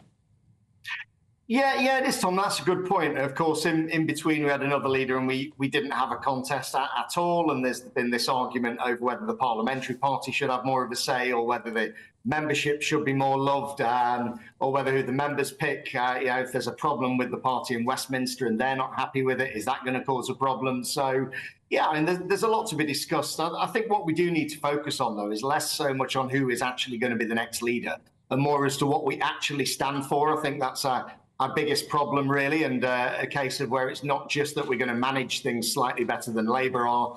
What do the Conservative Party stand for? Are we the party of low taxes and a small state? Are we tough on immigration, tough on law and order? What is our offer to the public, whoever becomes the leader? Well, of course, the last election hit you hard. You did lose your seat, so I imagine you've done quite a lot of thinking about what went wrong. What do you think? Do you think the Conservatives went too far away from conservatism, from right-wing politics, if you want to call it that? What do you think went wrong? Yeah, I mean, on the plus side, I qualify for child benefit again. I've only got 2 children, so that's one of the better points, I guess. Yeah, I think a lot of people felt unloved. Some people say, yeah, oh, your vote went to Reform, and yes, a lot of it did. A lot of it did in Bassetlaw, where I am. Would all of those votes gone to the Conservatives? I don't think they would. I mean, we noticed they were taking a lot of votes off Labour as well. And the turnout was pretty woeful. Conservatives, we said they wouldn't turn out at the local elections and the mayoral elections, and they'd come back at the general. And a lot of them still didn't. So if you actually have a look at the numbers there, there's a wider problem there with engagement. As I said, it's about delivery, really. So immigration, yes, probably the Midlands and the North, we'd say that's the main issue. Some people in the South may say it's not, but then you can link it with housing, with the NHS, the idea, are things working well enough? And that's why we've got into this argument about delivery again. So really, we've got to convince them that we're the party that's going to deliver again. Now, of course, the vast majority of your former colleagues lost their seats. The party's fallen from 365 seats to 121. It's a rump of its former self. One of the concerns people have expressed about this process is that, given the few number of Conservative MPs there now are in the House of Commons, there are going to be limited moments when the country is frankly listening to what the new leader of the opposition says. Does it really make sense to have the new leader installed 2 days before the US presidential election? Or will all of the energy, all of the oxygen in British politics be devoted to Mr. Trump over in the United States? That's a really good point, Sol, and I've said the same myself. So you could use party conference in one of 2 ways. Again, you can use it as the beauty parade to see who the next leader is. I think that normally would be a good use of party conference. But as you said, 2 days later, when Donald Trump wins, I'm sure he will win quite convincingly as well. I hope he does. He's going to be taking all of the publicity with it. And at the same time, you could argue, should we get a leader in quicker than that? And Rishi Sunak said he's prepared to hold the fort. That's a long time to do it, until November as well. How are we going to get noticed? And again, it all comes down to what is our message. So when we choose that next leader, and you've been through some of the candidates there, and we obviously decide who our preference is. I unfortunately don't get to vote in the earlier rounds now. I'm no longer an MP. They're going to have to address that, and we're going to need someone who can bring the public with them. All right, well, thank you very much indeed. Brendan Clark-Smith, former Conservative MP. Great to chat to you. Thank you. Thanks a lot. Right, well, I believe we have some breaking news now to bring you. The UK's Bibby Stockholm barge for migrants is to be shut down. Now we have Mark White in the studio with us. This is breaking. Well, the new government continuing to unpick everything, really, that the previous government has done in terms of the way it's dealt with the small boat crisis and the housing of asylum seekers. The Bibby Stockholm barge, which is in Portland in Dorset, highly controversial because people claimed that the conditions were just not acceptable for holding large numbers of people on that barge. Now the government has confirmed that as of January next year, no more people will be on that barge. That barge will be returned to its owners. So it's here as part of a contract arrangement under the previous government until January of 2025. That will continue until then, but then that contract will not be renewed. And according to the government, that will save some £20 million in costs next year. Whether that then takes into account the cost of putting these people elsewhere, clearly that's still to be determined, because they've got to be accommodated somewhere unless they're just going to be set free, which I don't think they are. The Labour Party's always called the Bibby Stockholm a gimmick. Of course, it could only hold around 400 people on board, and it did cost quite a bit of cash. Perhaps it's fairly indicative of lots of things about the last government. They had an idea, but they never really followed through with that idea to the full extent. It was beset by challenges from unions, legal challenges, lawyers, all the rest of it, and it never got to capacity.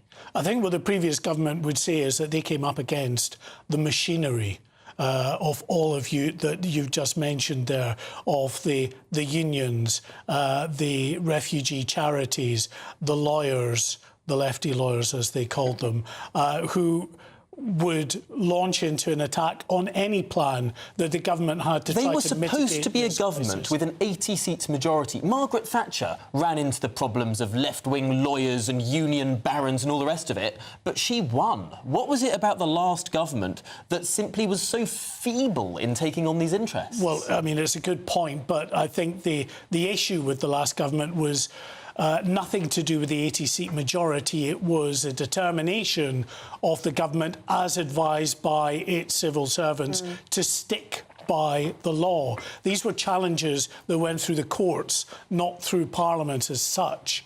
So it was decisions that were made in the courts that really tangled up everything from the Rwanda scheme to the Bibi Stockholm to constant legal challenges about the other asylum accommodation centres at Wethersfield in Essex or at Scampton up in Lincolnshire. I should say, incidentally, as well, we understand, although not formally announced, that next in the pipeline to be scrapped will be those two accommodation sites as well. Scampton, which was earmarked for, I think, 1,700 asylum seekers, has not one asylum seeker on site at the moment. And, of course, Wethersfield, again, it was about 1,500 asylum seekers. There's about 600, I think, on site there at the moment as well. Talking about lefty lawyers and the like, and the refugee charities, also just local residents up in arms about this.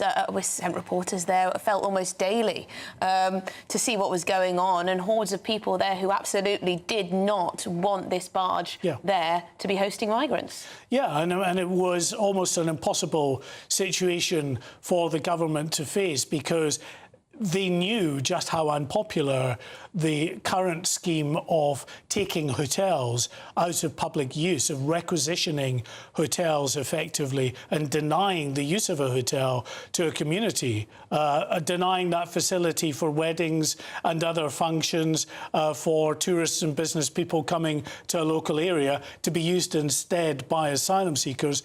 More than 400 or 500 right up and down the country, you know, barely a community not affected by seeing a hotel near them requisitioned in this way. They knew how unpopular that was, and that's why they were driven towards the model, which makes some kind of sense, to have more purpose-built or at least specially adapted larger scale areas. It would be cheaper in the long run to house many more people. Although perhaps not cheaper with all the resistance that they face from local communities. Well, this is what they come up against, and groups. Is there now perhaps a third option that the government is looking at? Perhaps not saying this explicitly, but implicitly their policy will be, instead of holding people in hotels or barges or RAF bases, that they're just going to grant them asylum and let them into normal communities. You've hit the nail on the head. That's exactly what the policy is. That's going forward. What this government will do is process asylum seekers more quickly. Now, they will deny that what they're doing is just granting them all asylum, but we know, because of the various complicating factors, which is that so many of the people coming across on small boats are from countries that you cannot return them to, that if you don't get asylum, then at least you're probably going to get indefinite leave to remain, because you cannot be returned to Afghanistan or Iran or Iraq or Syria and some other countries besides. So what do you do? All you can do in the absence of a third safe country like Rwanda to put these people to, you have to give them indefinite leave to remain. And there's going to have to be a huge amount of social housing, presumably, cordoned off for these people. I mean, it's a huge number, 90,000 up to 100,000 who may have their claims processed very quickly indeed. I mean, it's hard for the new Labour government not to, you know, to defend, really, that they're not providing an amnesty. But you can see how it's also very tempting to go down the route of just getting the applications for asylum processed very quickly, realising, which will, I'm sure, be something that drives a lot of people towards feelings of anger, but realising that a very significant number of these people are going to be given leave to remain or granted asylum. But in doing that, you're not relying on hotels to keep tens of thousands of people. You're not having the Bibi Stockholm or RAF bases that are very unpopular as well, turned into accommodation centres. And then these people, if they are moved into society, if they are absorbed and given the ability to be able to earn a living and contribute towards the taxes of this country, they are a net, as the government would see it, a net benefit to the country rather than a drain on our resources. Very difficult to be a net benefit. It takes a while. Takes a while. It does. It takes a long time. Takes a very long time. Takes a very long time. Thank you very much indeed, Mark White, Home and Security Editor. Good stuff. Well, coming up, are young men being radicalised by online influencers like Andrew Tate? We're going to be having that debate very shortly. This is GB News, Britain's news channel. I'm joined now by Stefan Kyriasis to give us the latest on everything theatre. So, yeah, we're going in first with Starlight Express, which is back. It's not in the West End. It's out at Wembley at the Troubadour Theatre, which is a big, almost kind of warehouse space, which suits because, as you know, have you seen the show? Starlight Express was my first ever musical. I must have been about 7 or 8 years old. I only saw it once, but I remember it being magical. Well, this one is 1984 it started, and it's still running in Bochum in Germany in a huge arena. So basically what we've got, they've slightly tweaked it, and there's a little boy or little girl, depending on the cast, going to bed, obsessed with toy trains and dreaming of trains. Everybody is dressed up.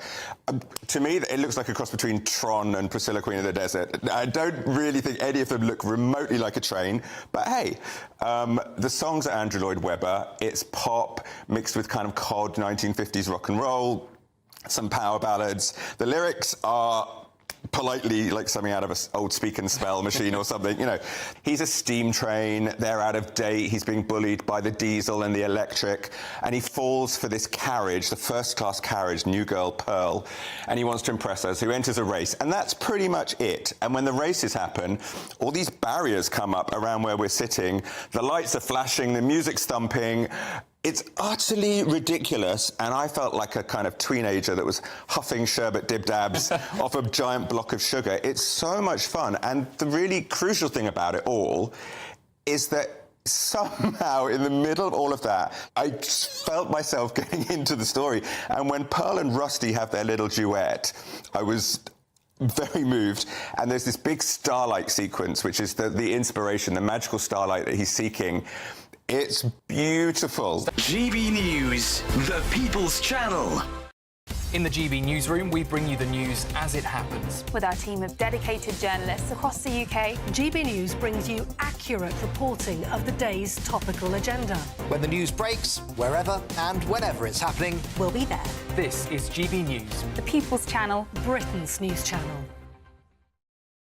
If you want your news to be straight talking, this is a nightmare for the Conservatives again. Down to earth. It's not just Nottingham where this is happening, is it? And most importantly, honest. Hard-working, middle-class taxpayers, they'll get their book thrown at them. They catch me, Martin Daubney, Monday to Friday, 3 till 6 p.m. on GB News, Britain's news channel. Join me, Neil Oliver, every Sunday night at 6 p.m. on GB News. And if an hour is not nearly enough for you, go to gbnews.com for special extended episodes online every Friday at 9 p.m, where we can truly get into the nitty-gritty of what's going on. GB News, Britain's news channel.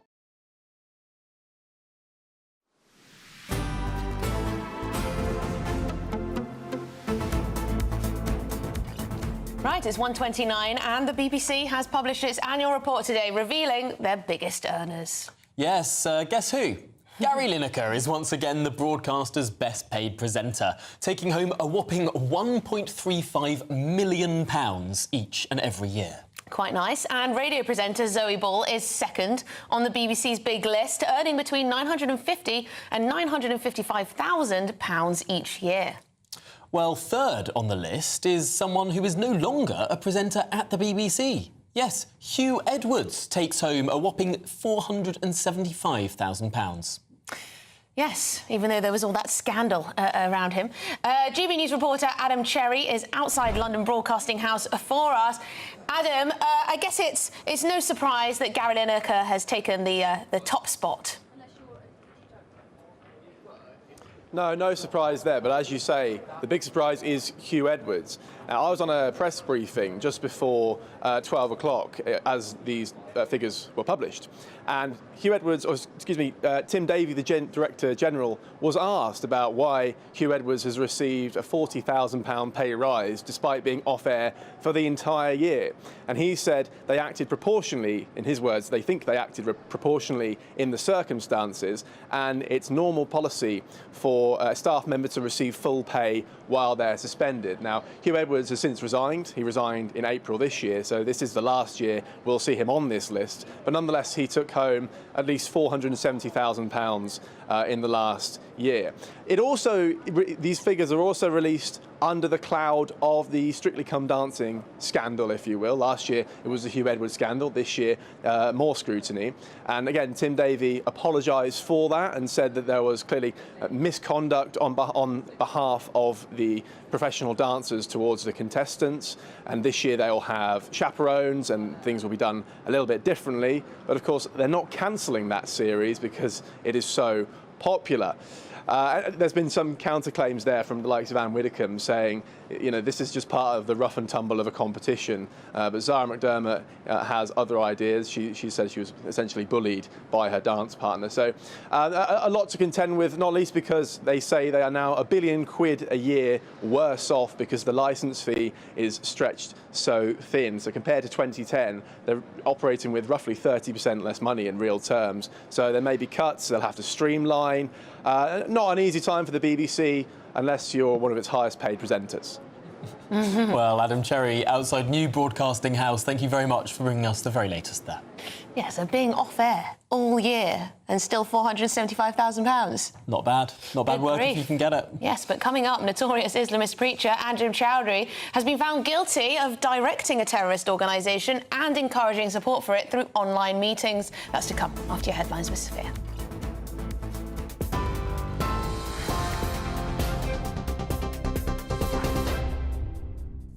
Emily, thank you. Good afternoon. It's 1:32. I'm Sophia Wensler in the GB newsroom. Some breaking news. A police officer has been stabbed in the chest at a prison. The officer is conscious and talking in hospital after the incident this morning at Franklin Prison. That's according to Durham Police. He was visiting a Category A men's prison from an outside force. We will bring you more as we get it. The government will shut down a barge used for housing migrants off the south coast of England as part of an overhaul of the asylum system. Use of the Bibby Stockholm barge, which can house up to 500 men, began under the Conservative government. Human rights campaigners have compared it to a prison ship and criticised its use as inhumane. Extending the use of the Bibby Stockholm would have cost more than £20 million a year. Islamist preacher Anjem Choudary has been found guilty of directing a terrorist organisation known as Al-Muhajirun. Prosecutors said he'd directed a terror group for a significant period of time, starting in 2014, and had also encouraged support for it by addressing online meetings of the Islamic Thinkers Society. Violence against women and girls is a national emergency, with nearly 3,000 crimes recorded a day. A report commissioned by the National Police Chiefs Council and the College of Policing estimates that at least 1 in every 12 women will be a victim each year, though the actual number is believed to be higher due to unreported crimes. It comes amid growing concerns that online influencers such as Andrew Tate are fueling sex offences committed by teenage boys. He's currently facing criminal charges in Romania for rape, human trafficking and sexual exploitation, which he denies. And Kamala Harris is making quick moves to assert herself as the presumed nominee to face Donald Trump. On her first full day in the race, many of those once tipped to challenge the vice president instead threw their support behind her. That paved the way for her campaign to raise around $81 million just a day after President Biden dropped out. Surveys suggest she's now secured more than enough delegates to clinch the Democratic nomination, giving her what she's called broad support. Those are the latest GB News headlines for now. I'm Sophia Wensler. More in half an hour. For the very latest GB News direct to your smartphone, sign up to News Alerts by scanning the QR code or go to gbnews.com/alerts. Cheers Britannia Wine Club proudly sponsors the GB News Financial Report. And here's a quick snapshot of today's markets. The pound will buy you $1.2916 and €1.1892 euros. The price of gold is £1,863 and 88 pence per ounce. And the FTSE 100's at 8,188 points. Cheers Britannia Wine Club proudly sponsors the GB News Financial Report.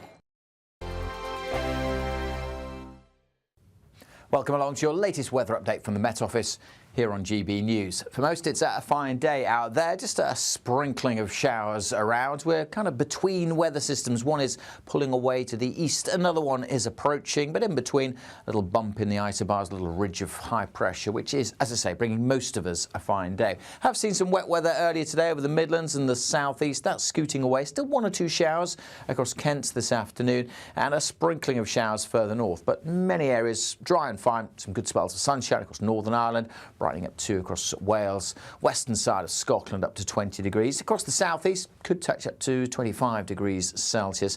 21 in Edinburgh. There will be a few scattered showers across the Grampians and extending down over the southern uplands come the afternoon, but most places here dry. So plenty of sunshine on the west coast, slightly cooler feel here perhaps, but plenty of sunshine too for Northern Ireland. A fine end to the day. The sunshine may start to turn a little hazy here. One or two showers developing over the Pennines and still the odd one across East Anglia and the southeast this afternoon, but the vast majority staying dry and fine into this evening with some late sunshine to be enjoyed. As we go through the nights, not a great deal of change. I think the showers will fade through the evening, so most will have a dry night, some lengthy clear spells, not much in the way of mist and fog either. It will be quite a warm night actually, temperatures not dipping away too far. Most towns and cities holding up in the teens, certainly across the south. 11 or 12 further north. On to Wednesday, and again, for many areas, it's a fine day. We are going to see that next weather system just increasing the cloud from the west, so it will be a duller day for Northern Ireland, the cloud thickening here, and we'll see outbreaks of rain trickling in during the afternoon. A little bit of that patchy rain just getting into West Wales, southwest England and southwest Scotland late in the day. One or two showers elsewhere across Scotland, but many places dry and warm again across the east tomorrow. The latest GB News travel. On the eastbound side of the M62, there are long delays and two lanes closed to a lorry fire from Rothwell at 30 through to Castleford at 31. It's adding 30 minutes to your travels through the two-lane closures. It is, however, clear now for the eastbound side of the M62 at Rishworth Moor 22 to Huddersfield at 23. An earlier vehicle had a tyre change. There was a lane closure in place. That's now cleared. Southbound on the M23, a lane closure on the exit slip road at junction 10 for Crawley to a broken down vehicle. Traffic is coping well. Very slow for the southbound side though of the M6. There's a lane closure to a broken down vehicle between 17 for Crewe to 16 for Stoke-on-Trent. An earlier issue on the southbound side of the M6 at Knutsford 19 has cleared though, so that's your very latest travel news. You can stay up to date throughout the day by visiting our website gbnews.com.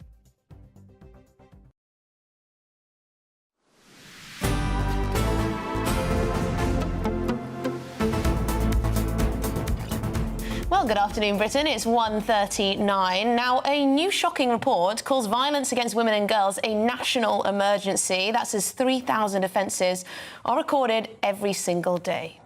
Well, police chiefs warn that young men are being radicalised online into extreme misogyny by influencers like Andrew Tate, in the same way that terrorists draw in followers. So are influencers like Andrew Tate radicalising young boys online, and could they even be to blame for rising violence against women?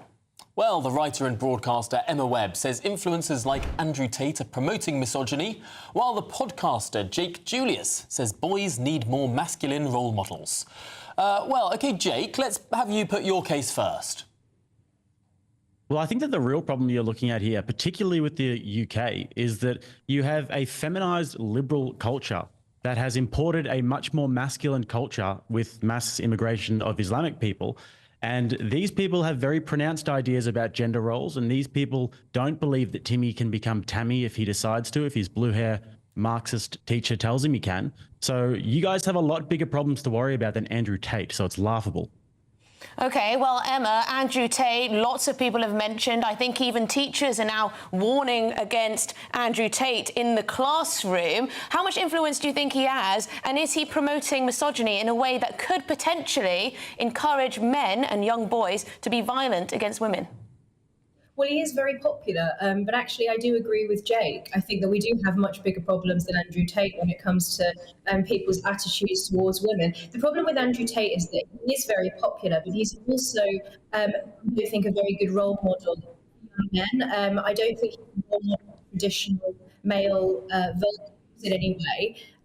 And I don't think, in many ways, actually, that he is promoting the opposite of the kind of manners that we want young boys to have towards women. Emma, I think your line is a bit inaudible, so we'll try and fix that. And shall we turn back to Jake? Because the problem is, Andrew Tate. Yeah, I got some of it. Jake, I've seen a lot of clips of Andrew Tate, and I've watched some interviews with him, and he seems to almost be radicalising himself. He seems to have gone from sort of promoting, men need to stand up for themselves and be strong partners to women, to actually women are property and women are of lesser value. Do you think that's fair to say, that he's got more extreme in his position? No, I don't. I think, first of all, you have to understand that a lot of what he does is on Twitter. It's comedy. So you have to take it with a pinch of salt. And if you actually listen to his interviews in more detail, you'll find that his views are actually much more nuanced than that. So maybe go and research it. But some of the things that Andrew Tate does not promote... Jake, I've actually listened to him at length. Oh, well, you've strawmanned his position, so maybe listen again. But some of the positions that he doesn't promote are things like crime, pornography, transgenderism, video games, male feminism, drinking, taking drugs, and also New Age spiritualism. Some things that men are actually turning towards that are actually destructive. Well, it could be argued that men turning towards forcing women to stay at home and be subjugated in domestic life is also fairly dangerous, perhaps more dangerous than video games. Well, this is the thing that obviously you've been feminized by the feminism that is in the water that you drink and the air that you breathe, my friend.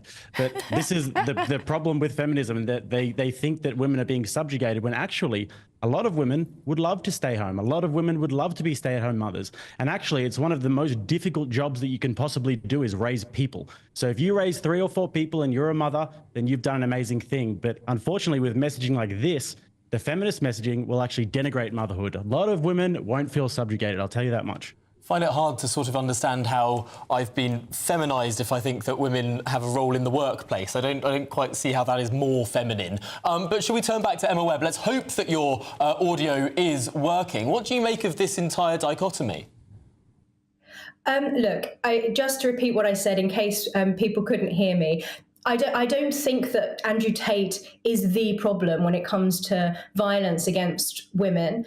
I think that he's not a good role model for young men. I think that men lack good role models. Many men, increasingly young boys, are living in households where they don't consistently have a father present. And I actually think that Jake is right about mass migration. Do you think that people leave their misogynistic culture at the border when they migrate to a new country? No, of course they don't. And there was one example recently of somebody who raped a child in Germany and was somehow in the UK for 5 months before being arrested. So we have all sorts of problems beside Andrew Tate, but that doesn't mean that he isn't a malign influence in the sense that he isn't a good role model. And I think actually the way that the term misogyny is used can also be a problem, because very often people are accused of sexism if they open a door for a woman or pull out a chair for a woman. But actually I think restoring some of those traditional manners between men and women would actually deal with part of the problem, because many of the ways that people now behave towards women, particularly influenced by pornography culture. I mean, more than half of sexual offences committed against children, according to the NPCC, are committed by other children. So we have all of these other problems. And the real elephant in the room, of course, is the fact that we effectively have no control over our border. We do not know who is coming in. And of course, that's going to put women and children at risk. So yes, I do think that Andrew Tate is not a good role model, but I think that we have a much, much bigger problem on our hands. Okay, and Jake, just to challenge you on these online influencers like Andrew Tate, I find that a lot of them are very outspoken about how people should be living their lives. So marriage and having children and looking after your family and working hard. But then you look at them and they're not really living their lives in that way. They're usually unmarried. They usually got lots of girlfriends. They're usually just flashing superficial things like a new car and whatever else. Not necessarily living by the standards that they set for other men.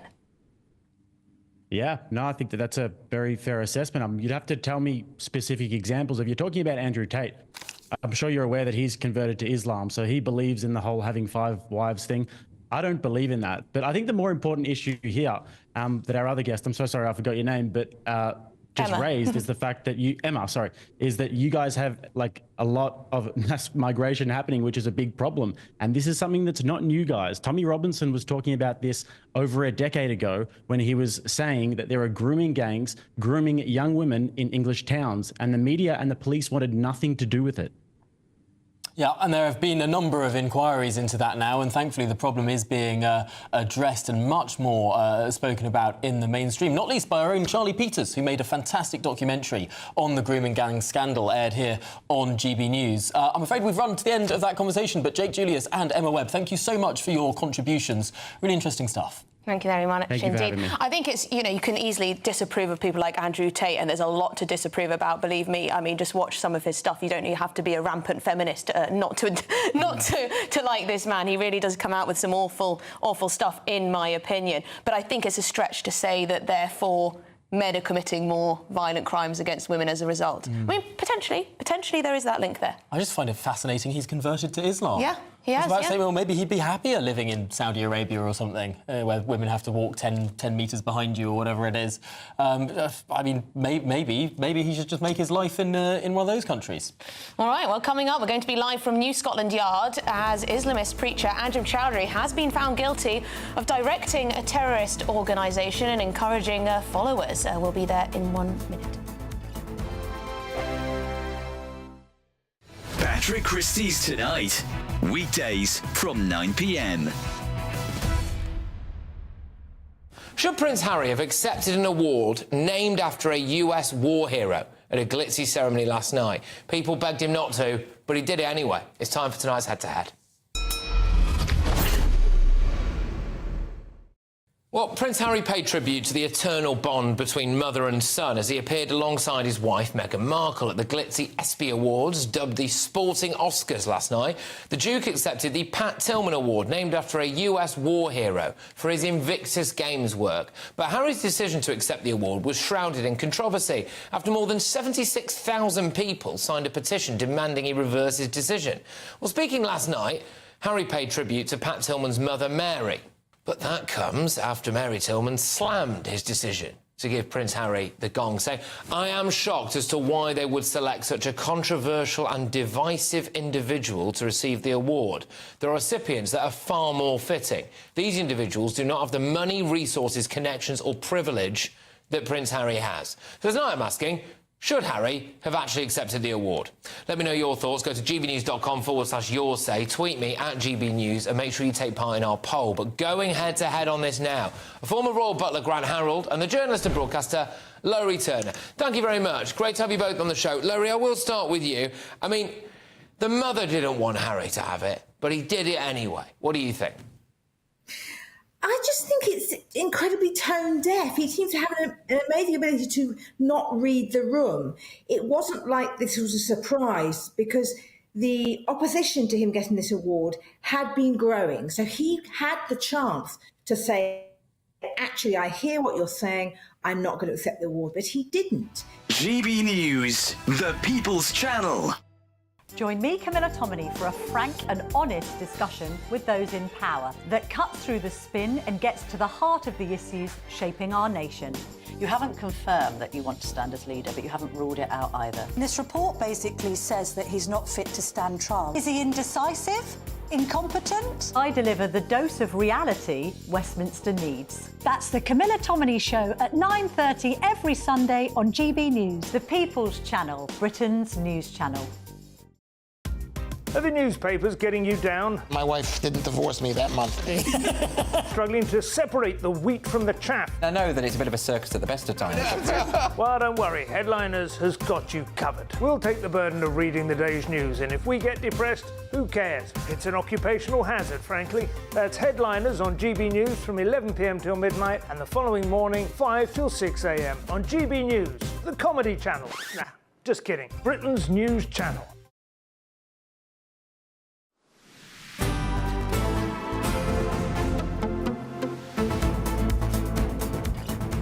Right, well, 1:51 is the time, and the notorious Islamist preacher Anjem Choudary has been found guilty of directing a terrorist organisation and encouraging support for it through online meetings. Well, let's get the very latest now with our GB News national reporter Charlie Peters outside New Scotland Yard. Charlie, what exactly has gone on today? Well, Anjem Choudary has been found guilty of several terrorism convictions today. It's not only being a member of a terrorism organisation, guilty. It's not only encouraging a terrorist organisation, guilty, but also it's Section 56 of the Terrorism Act, directing a terrorist organisation, guilty on that count also. The first such conviction under that section of the law in England and Wales since 2008, when a so-called mastermind of Al-Qaeda was jailed for life for a similar charge. Now, Anjem Choudary was facing this trial at Woolwich Crown Court, having been arrested at his home in Ilford in East London last July, following an extensive operation involving both American and Canadian partners. He was charged with being in the caretaker role for a group that's been banned since 2010 called Al-Muhajirun. He took over this role, prosecutors said, after its founder, Omar Bakri Mohammed, fled Britain to Lebanon, where he was jailed in 2014, with Anjem Choudary taking over that position and running that terrorist organisation. These charges revolve around lectures that he gave in 2021 to 2023 online to a branch in the US called the Islamic Thinkers Society. Now, Dominic Murphy, the commander of Met Police's counter-terrorism command, reflected on the significance of those verdicts handed down today. We know that Anjem Choudhary's had involvement with individuals that have committed terrorist attacks here in the UK in the past, but also travelled overseas to join ISIS. So actually disrupting Anjem Choudary and, of course, his group, Al-Muhajirun, a prescribed organisation here under the Terrorism Act in the UK, will help us to manage public safety. But of course, you know, we need to keep a watchful eye on others that are involved in radicalisation. So our work won't stop here, but this is nonetheless a significant milestone. Well, the unique nature of this investigation involved undercover officers from the United States and also from Canada to infiltrate this group, the Islamic Thinkers Society, as those online lectures were delivered, but also as the groups plotted on encrypted chat platforms. We also heard from the Deputy Commissioner of the New York Police Department, Rebecca Vina, who also reflected on these convictions. So this is an incredibly significant verdict. Not just here in the UK, but overseas as well.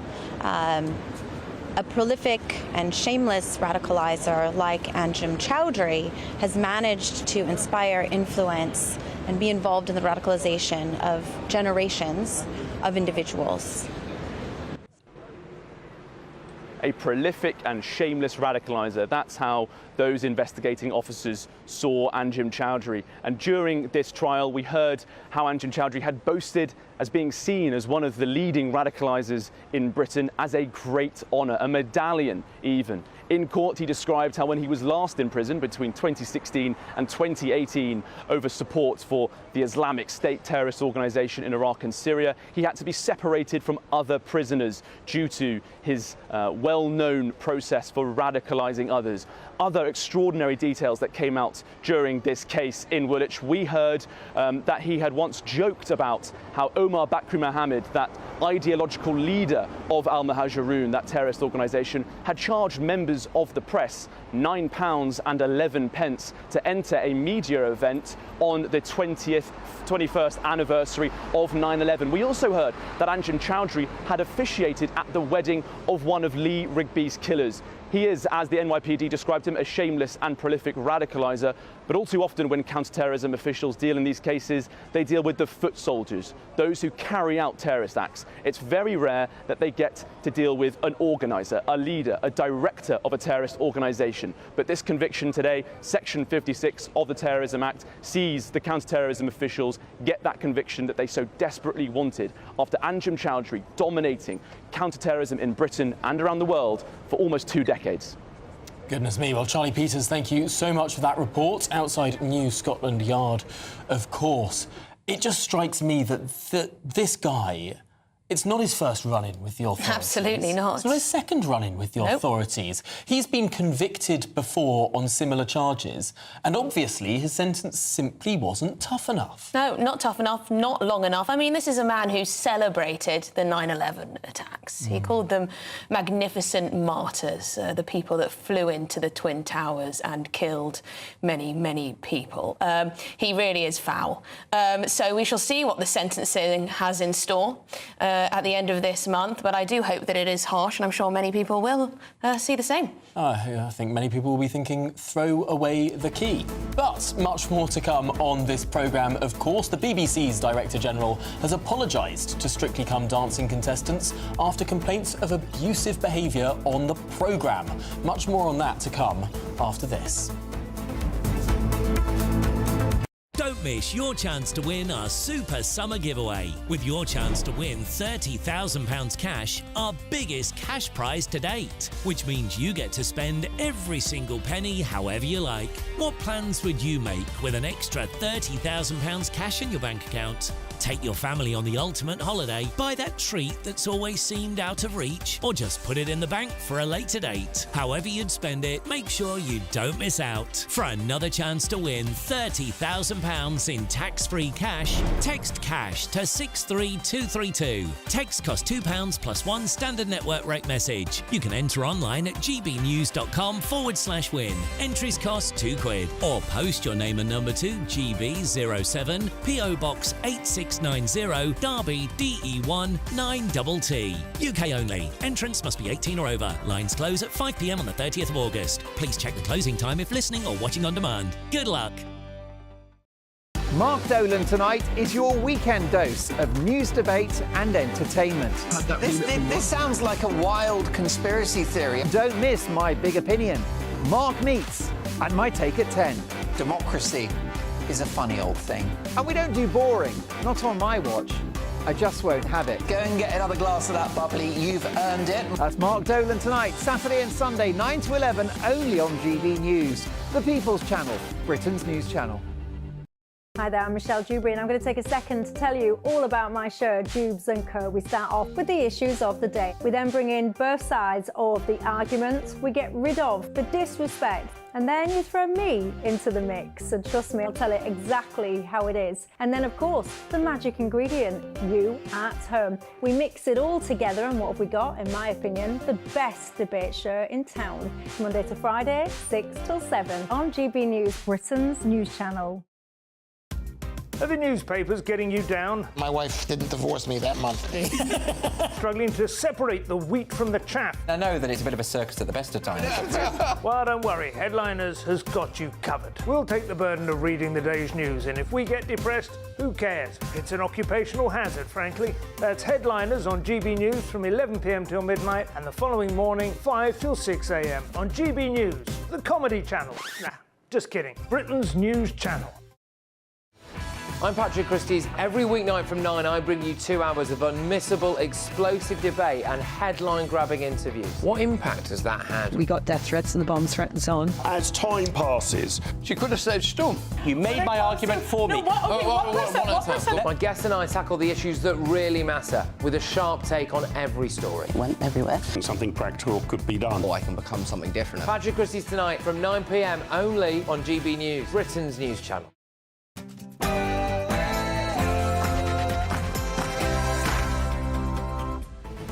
Good afternoon, Britain. It's 2 o'clock on Tuesday, the 23rd of July. I'm Tom Harwood. And I'm Emily Carver.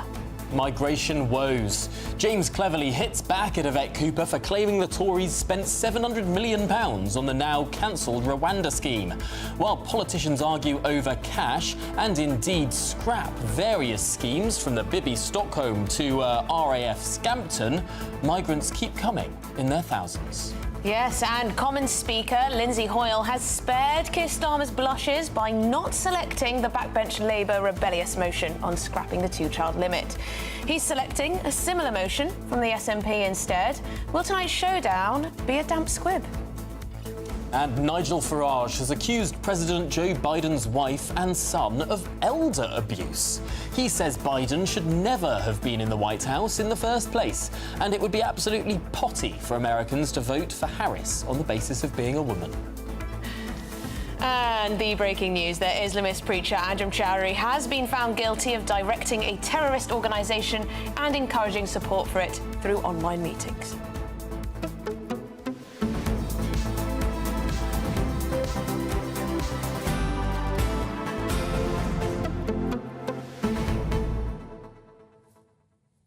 Well, what do you think should happen to Anjem Choudary? Is it a disgrace, frankly, that he was free to walk the streets and preach after his various previous transgressions?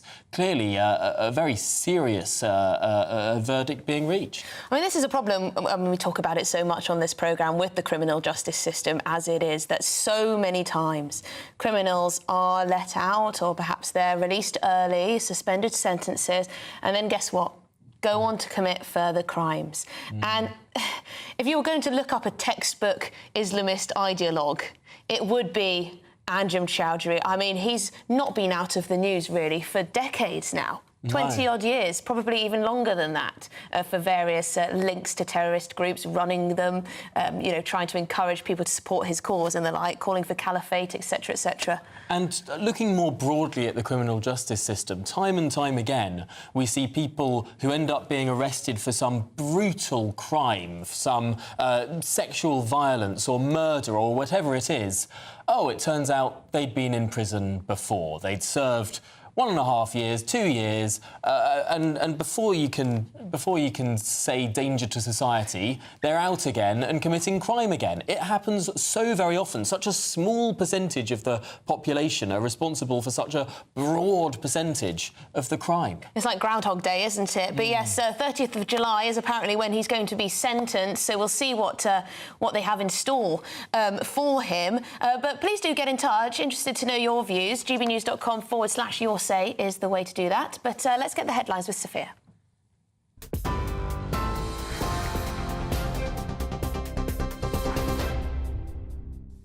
Emily, thank you. Good afternoon. It's 2 minutes past 2. I'm Sophia Wensler in the GB newsroom. The government will shut down a barge used for housing migrants off the south coast of England as part of an overhaul of the asylum system. Use of the Bibi Stockholm, which can house up to 500 men, began under the Conservative government.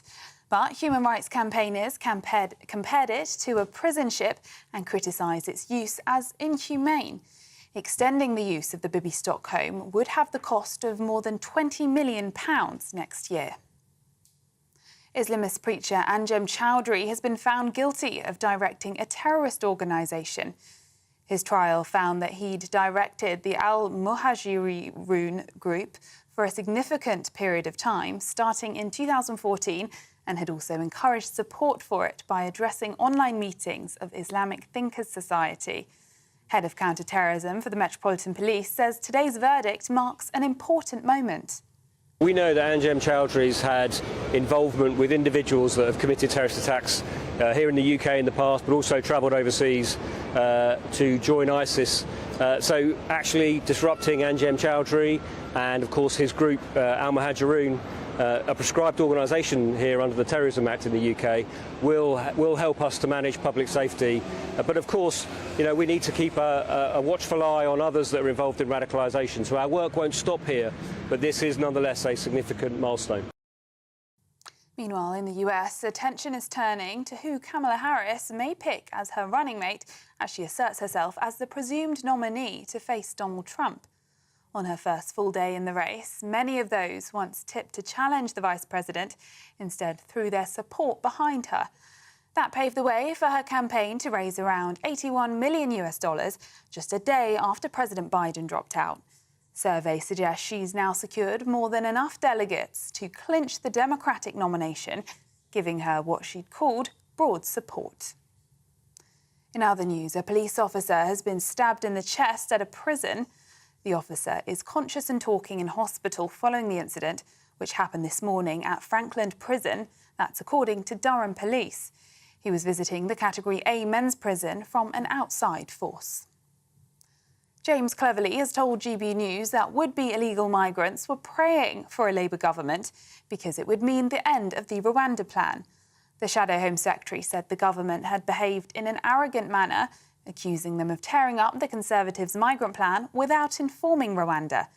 His comments come as the Tories set out a timeline for confirming a replacement for Rishi Sunak as the party's leader. But Mr Cleverly says for now his focus is elsewhere. Well, I've always believed that you should do the jobs that you need to do in the order that you need to do them. So nominations open tomorrow. So thoughts and activities about the leadership of the party, in my mind, start tomorrow. Today's work is about making sure that I discharge my duty as the Shadow Home Secretary. I'll be at the dispatch box later on today, holding the new Home Secretary to account. Now, police investigating disturbances in the Hare Hills area of Leeds last week say they've now made a total of 20 arrests. The riots are believed to be linked to a case involving local children who were taken into care. Vehicles could be seen on fire while a police car was also overturned. West Yorkshire Police say the fast-paced investigation continues and they've identified 40 suspects. A coroner has ruled that chemical attacker Abdul Azidi took his own life and drowned within hours after carrying out the attack. The inquest into his death has heard officers launched a hunt for the 35-year-old after a woman and 2 girls were attacked in South London at the end of January. Azidi's body was recovered from the River Thames in February after a huge manhunt. It came after his former partner, a mother of 2, was doused with a corrosive chemical in a harrowing attack on her and her children, who are aged 8 and 3. One of the world's greatest tennis champions will say au revoir after the Paris Olympics. Andy Murray has announced that this year's Games will be his last ever tennis tournament. He was recently denied a Wimbledon farewell in the singles after he had surgery on a spinal cyst just a week before the tournament began. In a post on social media, he said that competing for Team GB has been by far the most memorable weeks of his career, and he's proud to do it one final time. Scotland's First Minister John Swinney hailed Murray as our greatest ever sportsman. Those are the latest GB News headlines for now.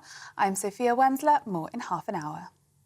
For the very latest GB News direct to your smartphone, sign up to News Alerts by scanning the QR code or go to gbnews.com/alerts.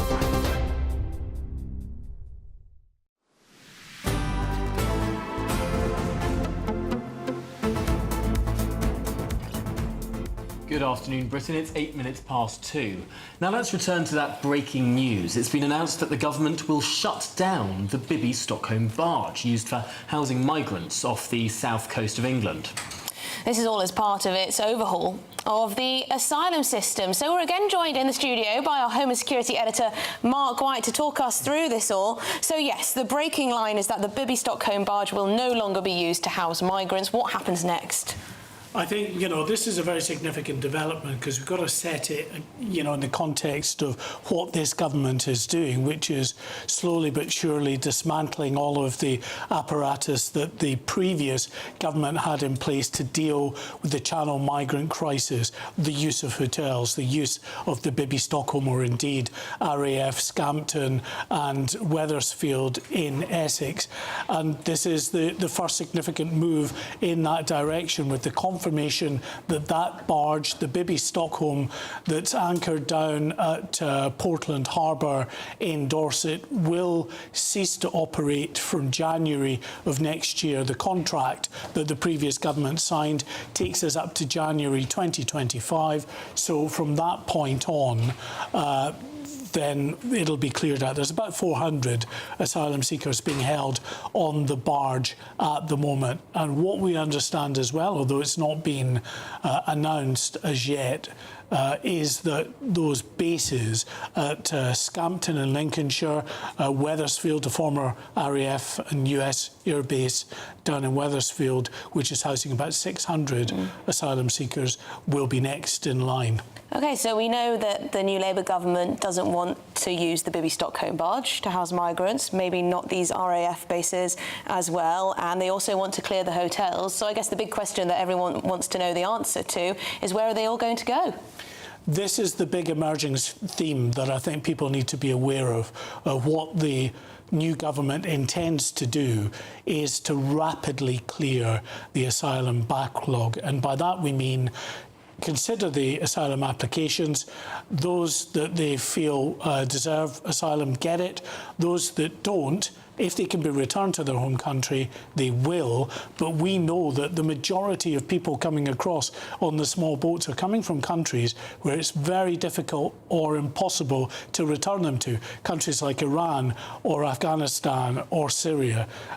So I think, let me just read you a quote from the new Border Security and Asylum Minister, Dame Angela Eagle. Remember her? Yes. Angela Eagle. Once a leadership candidate for her party. Ooh, I've had a scrap with her previous Labour government. Well, she's now taken up that particular post. And I think this kind of makes it clear the direction of travel that the Labour government appears to want to go on re-asylum. She's saying, in response to the decision on the Bibi Stockholm, we are determined to restore order to the asylum system so that it operates swiftly, firmly and fairly and ensures the rules are properly enforced. The Home Secretary has set out plans to start clearing the asylum backlog and making savings on accommodation, which is running up vast bills for the taxpayer. Now, there is no doubt it is costing an absolute arm and leg to keep asylum seekers, not just in hotel accommodation, but other related accommodation and the support costs. Over the next few years, it's estimated at something between 30 and 40 billion pounds. That's double the budget for the police service in England and Wales. So you can understand government would say. Double the police budget of England. Oh, wow. Yeah, that's a lot of money. That's all of the wraparound care that's required to accommodate asylum seekers, not just in hotels, but of course absorbed into the sort of local authority structure as well, where it becomes a responsibility of councils to accommodate these people in council, local authority accommodation and social services accommodation. And yet what the Labour Party will be doing here is potentially a sugar rush.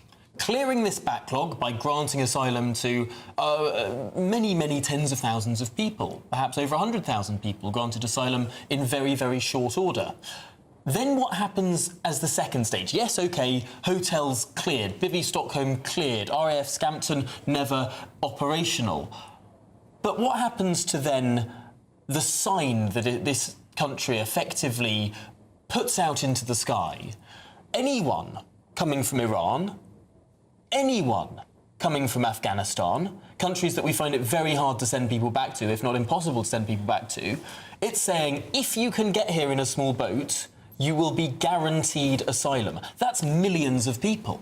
Yeah, and this is what I'm seeing in terms of, you know, people I think need to be clear-headed about the direction of travel that this new government is going in with regards to dealing with the asylum backlog more quickly and ensuring that those that are granted asylum are granted asylum, those that can be removed are removed, and many that cannot be removed are still effectively allowed to remain here, either in, you know, temporary leave to remain or indefinite leave to remain. Many people will be allowed to stay in the country, and the message that sends then, according to the critics of this scheme from the government, will be that it's open season for the UK. Come across the channel because you will get leave to remain at some point in the UK, actually a lot quicker than you would have under the Conservative government. And that is the concern that many critics of this new Labour policy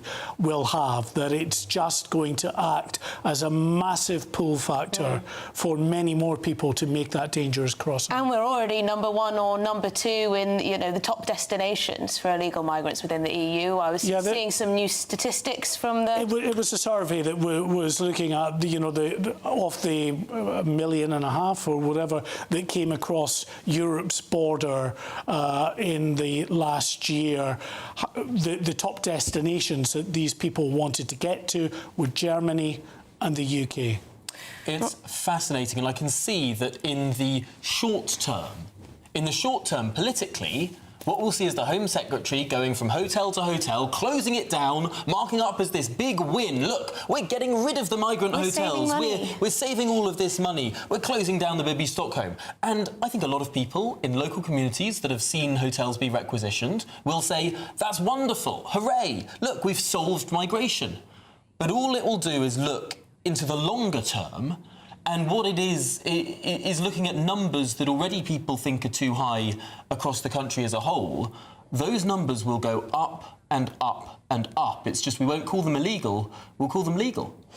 Yeah, and as much as, you know, it is a net benefit to a community, especially smaller communities, to get the use of their hotel back and not to see 100 or 200 young male asylum seekers hanging about outside hotels, that, of course, will be welcomed by many communities right up and down the country. There's the other effect of that is that these people have to be absorbed then into local authority care right across the country. And what does that mean? That means the likes of social housing, your council houses, other social housing will go probably top of the list to asylum seekers rather than people from the local population who might be desperate for that accommodation themselves. All kinds of other wraparound services will then be required to sustain these people too. Are entitled to council housing in a way that economic migrants aren't?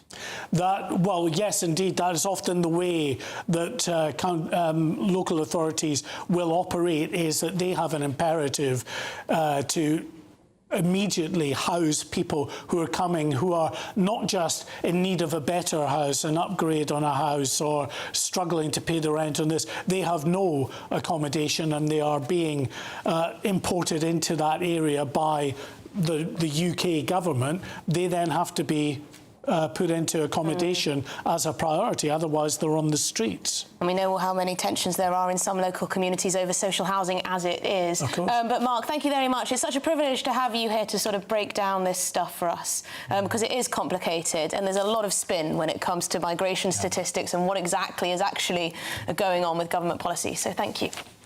Well, in other news, the BBC has published its annual report today, revealing their biggest earners. And it is Gary Lineker, once again the broadcaster's best paid presenter, taking home over a whopping £1.35 million each year.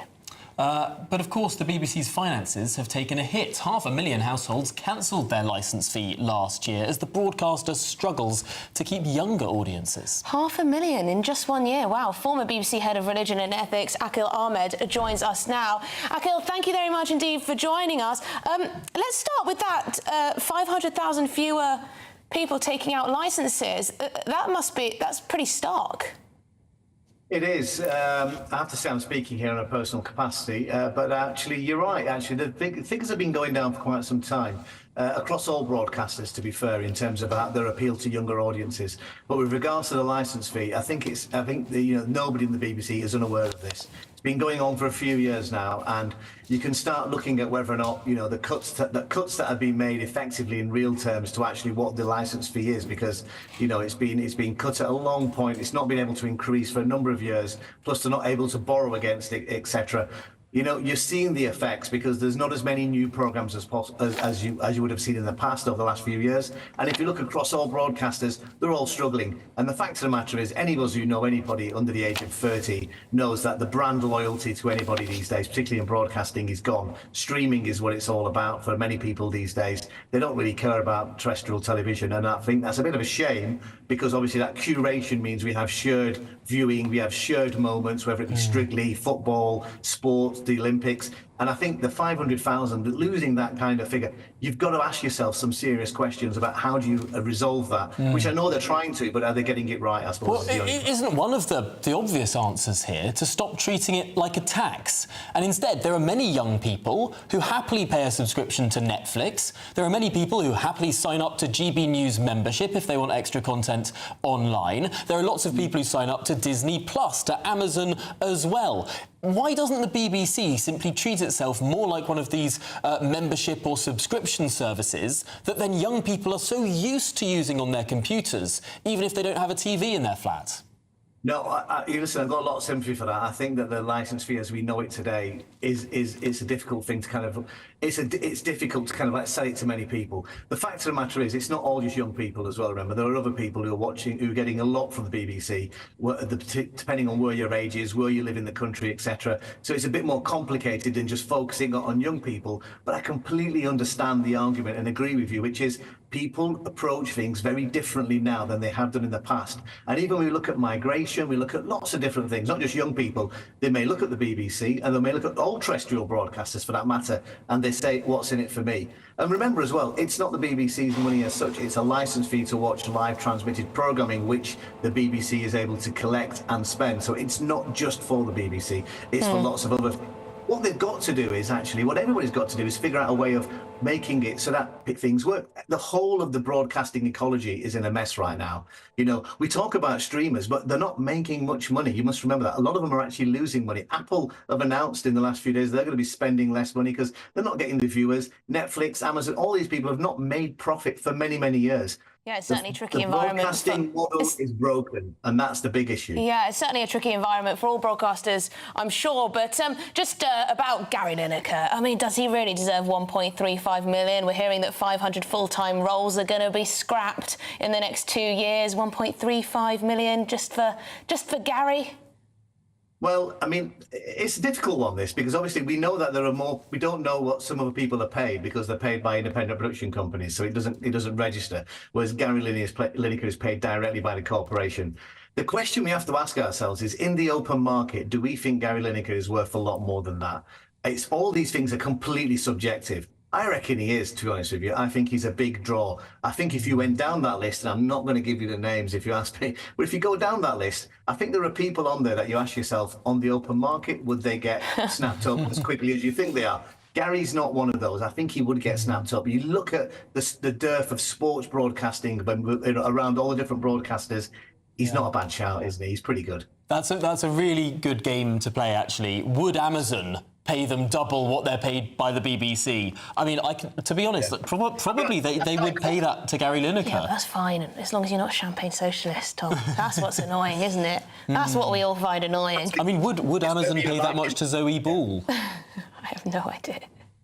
I'm just putting the question there. Anyway, thank you so much, Akil Ahmed, former BBC Head of Religion and Ethics. Really appreciate your time and your thoughts. And speaking in a personal capacity, of course. Thank you very much. I think that is what annoys me, because it's not that he's paid this much money, which, OK, is irritating because we all pay for it, we all fund it, but it's because he's always, being all grandstanding about morals and all of that. And it's, in some ways, I can appreciate people who leave the BBC, go and work somewhere independent. Spread their wings. And then they can have opinions. That's fine. Yeah. That's the beauty of a pluralist media landscape. Absolutely. But while you're at the BBC, just doesn't sit right. Just doesn't sit right. Let us know what you think.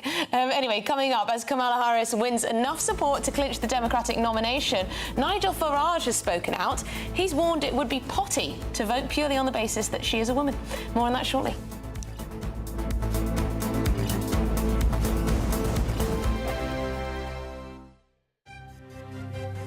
GB News Breakfast, every day from 6 a.m.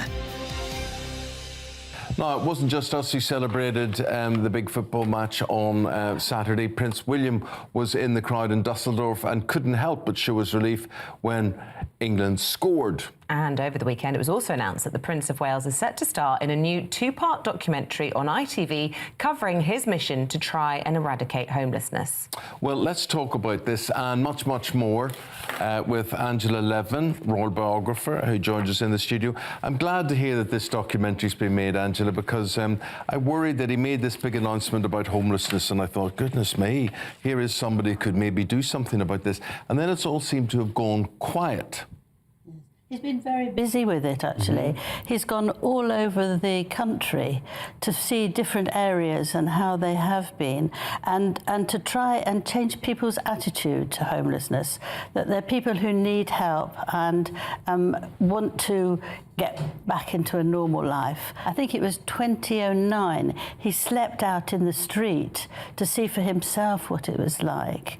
And he also helps people who are selling the magazines, the big issue. So I think he was actually just covering the basic about what it was like for him and how he can now help other people. He and Catherine are putting £3 million straight away into that, and it's going to Where be... Where does that money come from? Their own foundation, you know. Oh, yeah. Yeah, so they're not taking it from our tax or anybody else's. He wants to do this so badly because of his mother. You know, she took them to see people who were homeless, and even if he can't do everyone, he can help people be kind and understanding. GB News, the People's Channel. Every Saturday, 10 till 12, we'll bring you all of the news that you need to know. We'll also remind you that there is so much to smile about. It's my favourite time of the week. I get to relax, enjoy some light-hearted stories, and let Ellie teach me about fashion too. That's Saturday Morning Live, every Saturday, 10 till 12. Only on GB News, Britain's news channel. In the GB newsroom, we bring you the news as it happens. With our team of dedicated journalists across the UK, GB News brings you accurate reporting of the day's topical agenda. When the news breaks, wherever and whenever it's happening, we'll be there. This is GB News, the People's Channel, Britain's news channel. If you want your news to be straight talking, this is a nightmare for the Conservatives again. Down to earth. It's not just Nottingham where this is happening, is it? And most importantly, honest. Hard-working, middle-class taxpayers, they'll get their book thrown at them. Then catch me, Martin Daubney, Monday to Friday, 3 till 6 p.m. on GB News, Britain's news channel.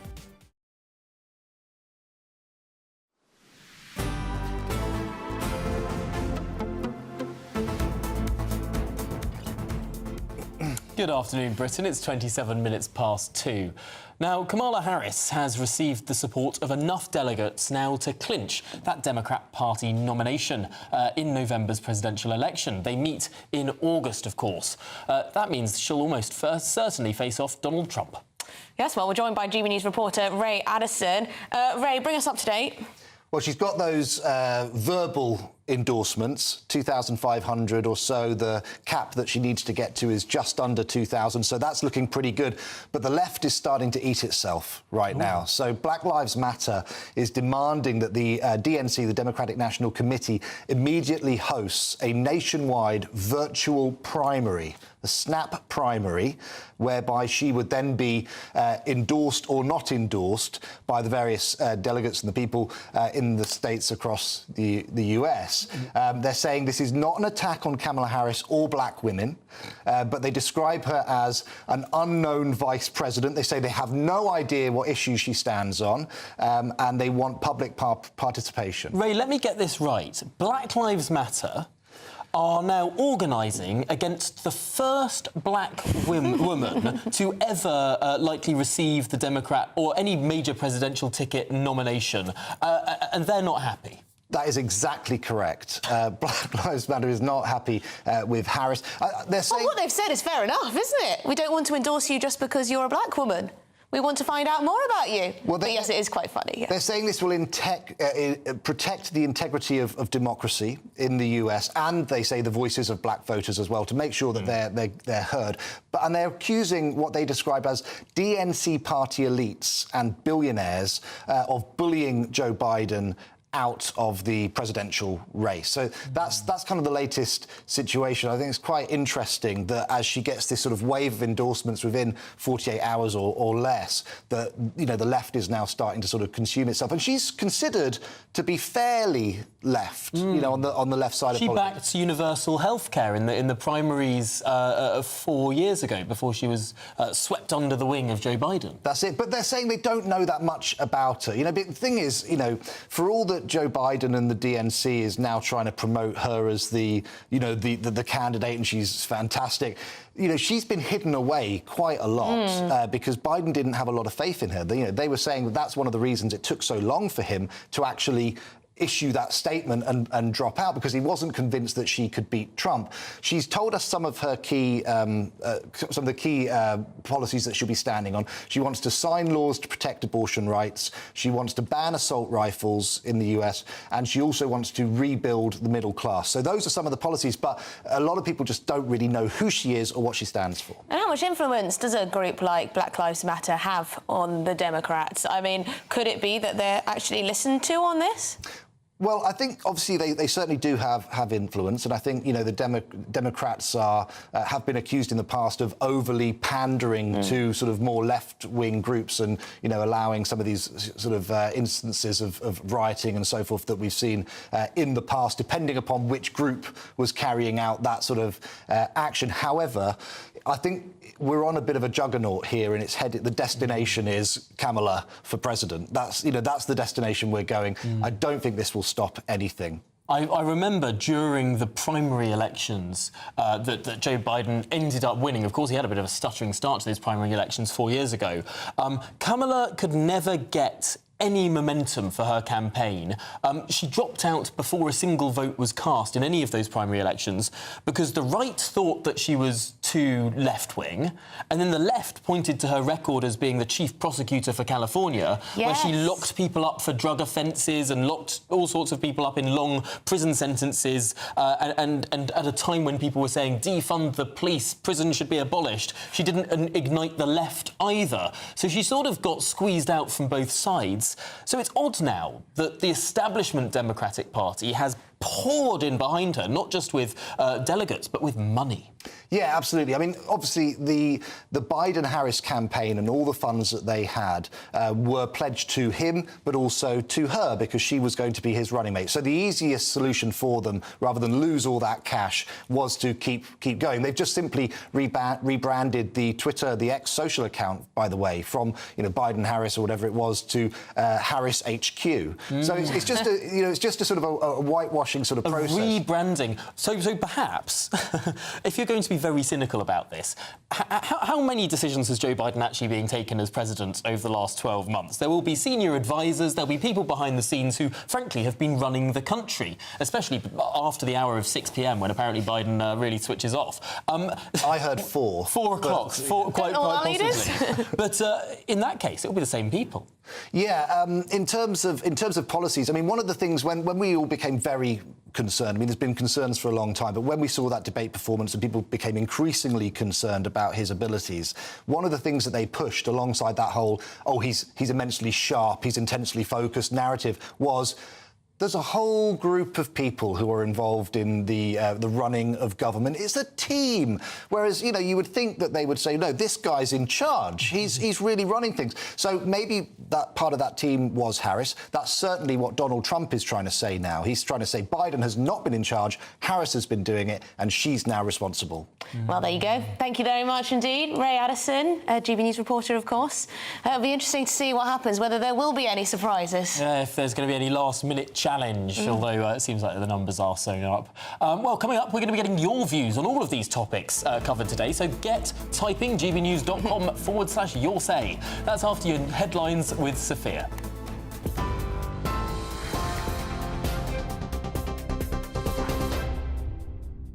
Tom, thank you. Good afternoon. It's 2:33. I'm Sophia Wensler in the GB newsroom. Islamist preacher Anjem Choudary has been found guilty of directing a terrorist organisation. His trial found that he directed the Al-Muharaji group for a significant period of time, starting in 2014, and had also encouraged support for it by addressing online meetings of the Islamic Thinkers Society.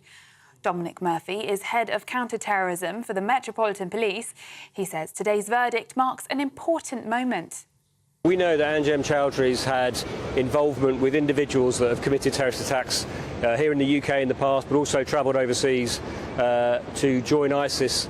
So actually disrupting Anjem Choudary and, of course, his group Al-Muhajirun, a prescribed organisation here under the Terrorism Act in the UK, will help us to manage public safety.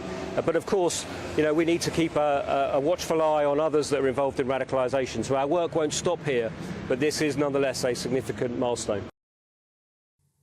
In other news, the government will shut down a barge used for housing migrants off the south coast of England as part of an overhaul of the asylum system. Use of the Bibby Stockholm barge, which can house up to 500 men, began under the Conservative government. Human rights campaigners have compared it to a prison ship and criticised its use as inhumane. In the US, attention is turning to who Kamala Harris may pick as her running mate, as she asserts herself as the presumed nominee to face Donald Trump. On her first full day in the race, many of those once tipped to challenge the vice president instead threw their support behind her. Surveys suggest she's now secured more than enough delegates to clinch the Democratic nomination, giving her what she's called broad support. Those are the latest GB News headlines for now. I'm Sophia Wensler, more in half an hour. For the very latest GB News direct to your smartphone, sign up to News Alerts by scanning the QR code or go to gbnews.com/alerts.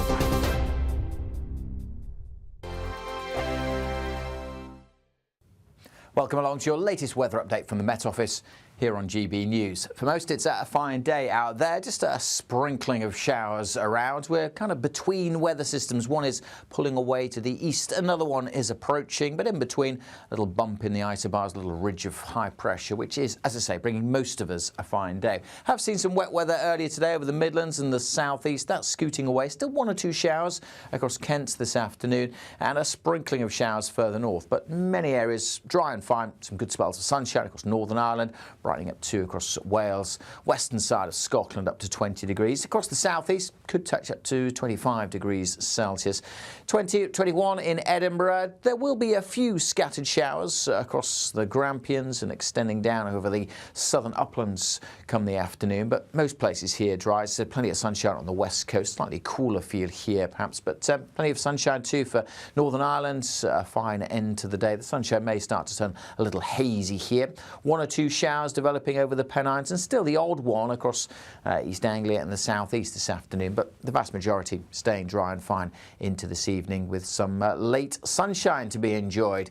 As we go through the nights, not a great deal of change. I think the showers will fade through the evening, so most will have a dry night, some lengthy clear spells, not much in the way of mist and fog either. It will be quite a warm night actually, temperatures not dipping away too far. Most towns and cities holding up in the teens, certainly across the south. 11 or 12 further north. On to Wednesday, and again for many areas it's a fine day. We are going to see that next weather system just increasing the cloud from the west, so it will be a duller day for Northern Ireland, the cloud thickening here, and we'll see outbreaks of rain trickling in during the afternoon. A little bit of that patchy rain just getting into West Wales, southwest England and southwest Scotland late in the day. One or two showers elsewhere across Scotland, but many places dry and warm again across the east tomorrow. The latest GB News travel.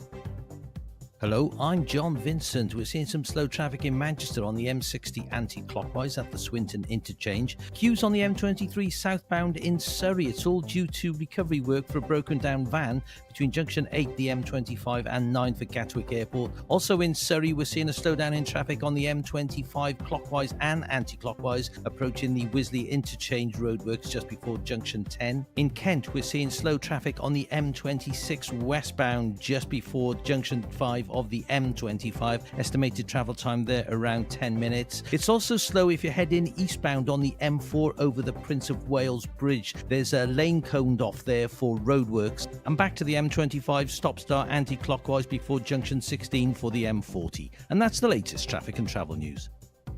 You can stay up to date throughout the day by visiting our website, gbnews.com.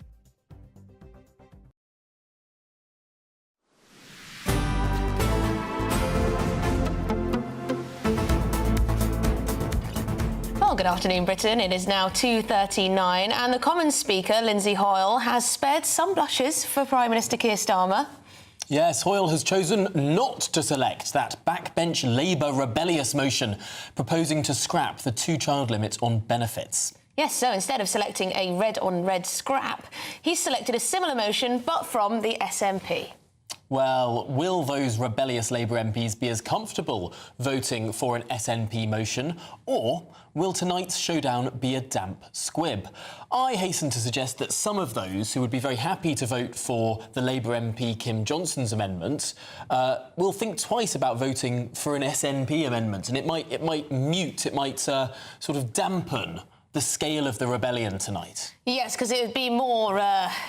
it's more of a rebellious action for a rebel to vote for another party's amendment, I imagine. Yeah, I can see what the whips will be saying throughout this afternoon. As we're talking now, they'll be saying, oh, you don't really want to be backing the SNP, do you? You don't want to be bolstering their political ambitions. Whereas if it was a Labour motion, they'll be able to say, for example, well, no, I just want to do the proper Labour thing.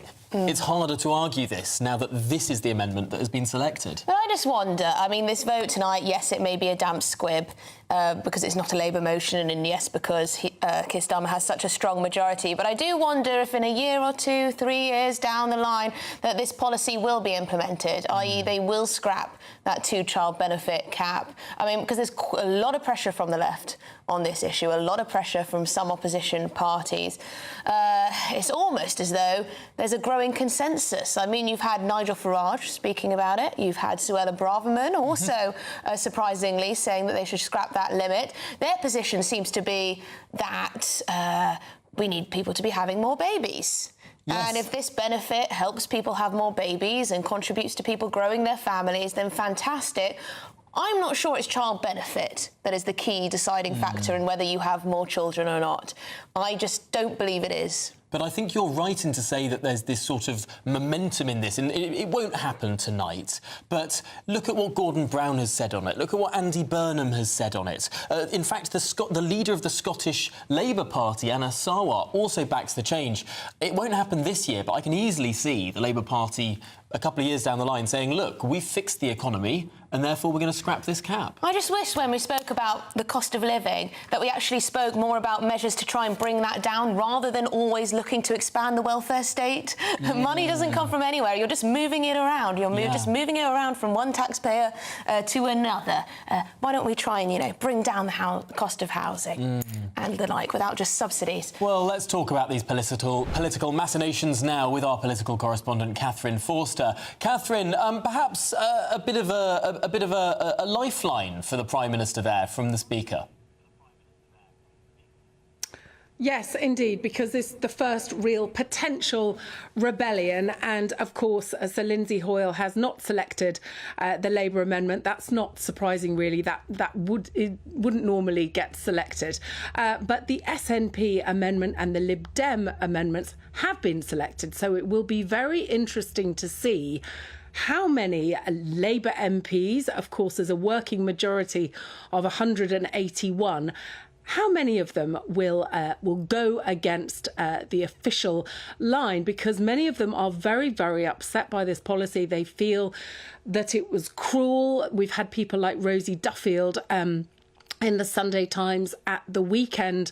Also people like John McDonnell, who, of course, was Shadow Chancellor under Jeremy Corbyn. People like Diane Abbott, the mother of the House, also expected to rebel. But of course, it all comes down to money, because the estimated cost of lifting that cap from the 1st 2 children, that's born after 2015, when George Osborne introduced it, is estimated to be about 3.4 billion a year. Now, yes, it said that it would lift about 500,000 children out of poverty straight away, and we do have something like 4 million children living in poverty in this country. But the government has made it clear that there's not much money. The Chancellor, Rachel Reeves, has said that they won't do anything which isn't fully costed. And the Prime Minister's spokesman at lunchtime saying that the position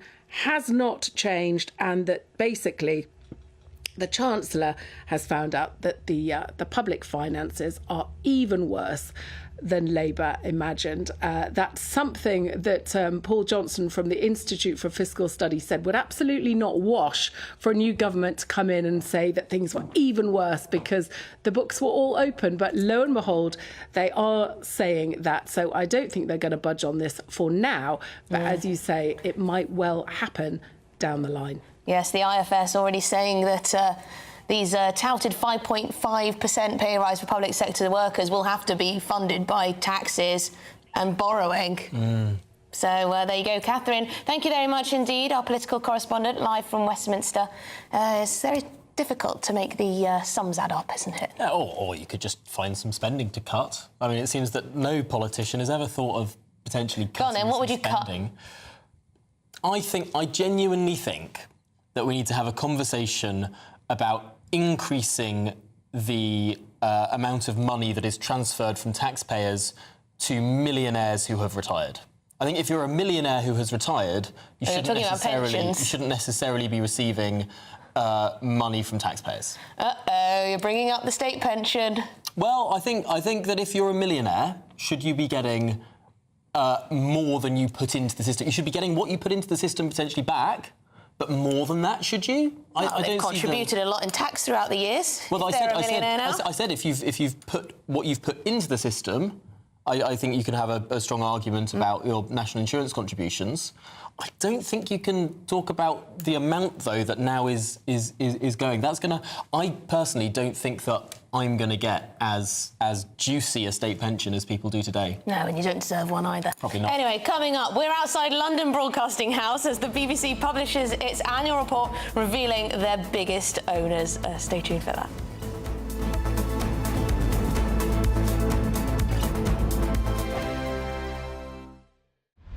Britain's newsroom, weekday mornings from 9:30. Your mother's story is, if you don't mind me saying, quite tragic. It touched me when I was reading it this morning, Myra, because she has now passed away and she hasn't been here to see kind of justice served, has she? That's correct. She she died not knowing that she was correct, that Horizon was a flawed system. And Myra, when you saw, I don't know whether you saw much of Sir Ed Davey during the election campaign, going down water slides, bungee jumping and bouncing around on sort of inflatables. Knowing that he played such a significant role in that difficult period of time with your mum, how did you react to those images? I'm of the opinion that basically they're all as culpable as each other over all of the years. So I think basically every party had its failings. We knew Horizon was wrong, but nobody would believe us. Even the Postmasters Federation didn't help. They ended up speaking to my mother like she was a thief. Are you still angry? And what do you want to see from Sir Ed Davey today? Angry, yes, very angry. I've been furious throughout. Sir Ed Davey today, I know he will apologise. He's already done it. If he means what he says, he'll carry on campaigning to try and get proper redress from the compensation schemes, from the thousands of us who still don't have our money. I was made an offer. The £70,000 that went missing, that they stole from us, they offered me 50 because that's all they could find in their records. The People's Channel. Hi there, I'm Michelle Choudary, and I'm going to take a second to tell you all about my show, Jubes & Co. We start off with the issues of the day. We then bring in both sides of the argument. We get rid of the disrespect. And then you throw me into the mix. And trust me, I'll tell it exactly how it is. And then, of course, the magic ingredient, you at home. We mix it all together, and what have we got? In my opinion, the best debate show in town. Monday to Friday, 6 till 7 on GB News, Britain's news channel. Mark Dolan tonight is your weekend dose of news, debate and entertainment. This sounds like a wild conspiracy theory. Don't miss my big opinion. Mark Meets and my take at 10. Democracy is a funny old thing. And we don't do boring, not on my watch. I just won't have it. Go and get another glass of that bubbly, you've earned it. That's Mark Dolan tonight, Saturday and Sunday, 9 to 11, only on GB News, the People's Channel, Britain's news channel.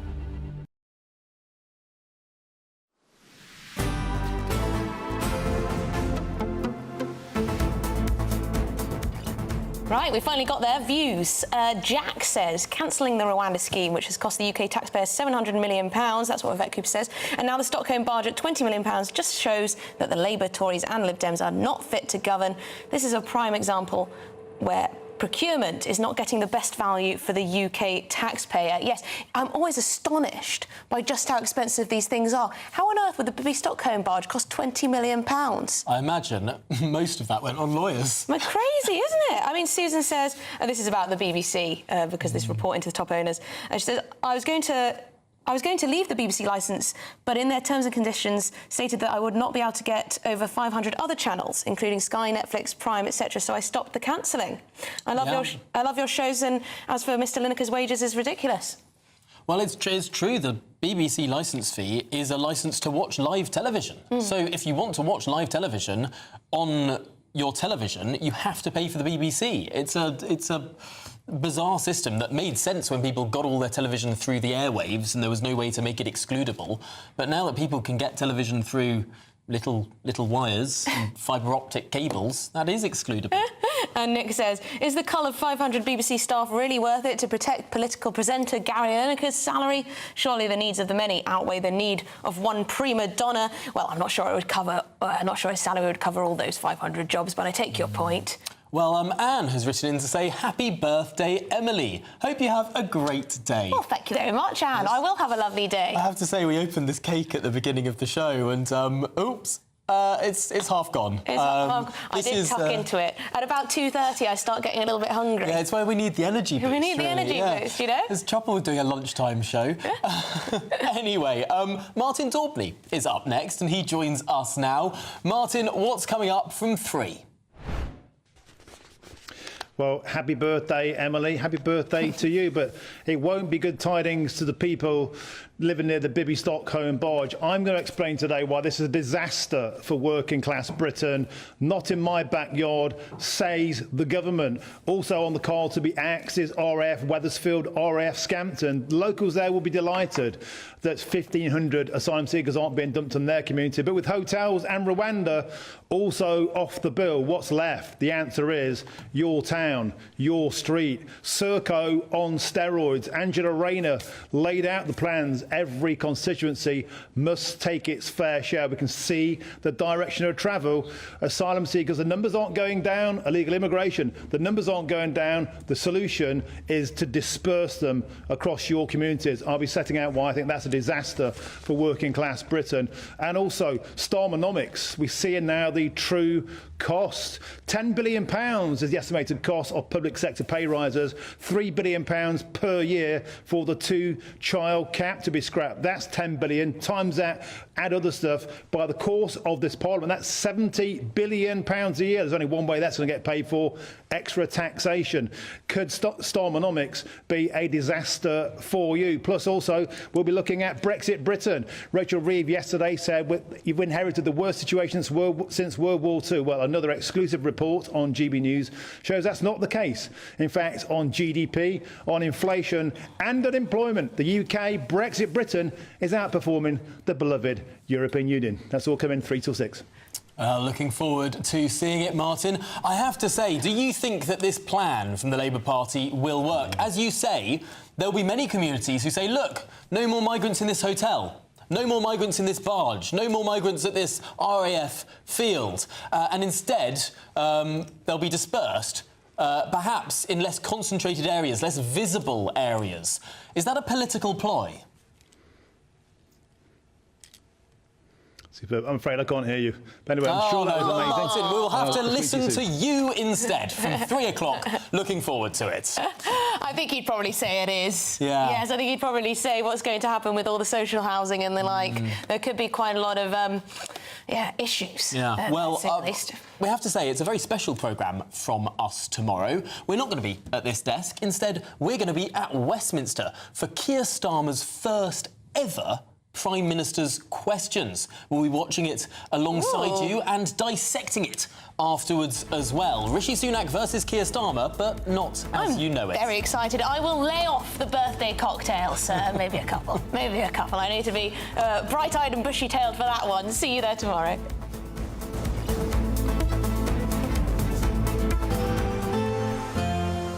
A brighter outlook with Box Solar, sponsors of weather on GB News.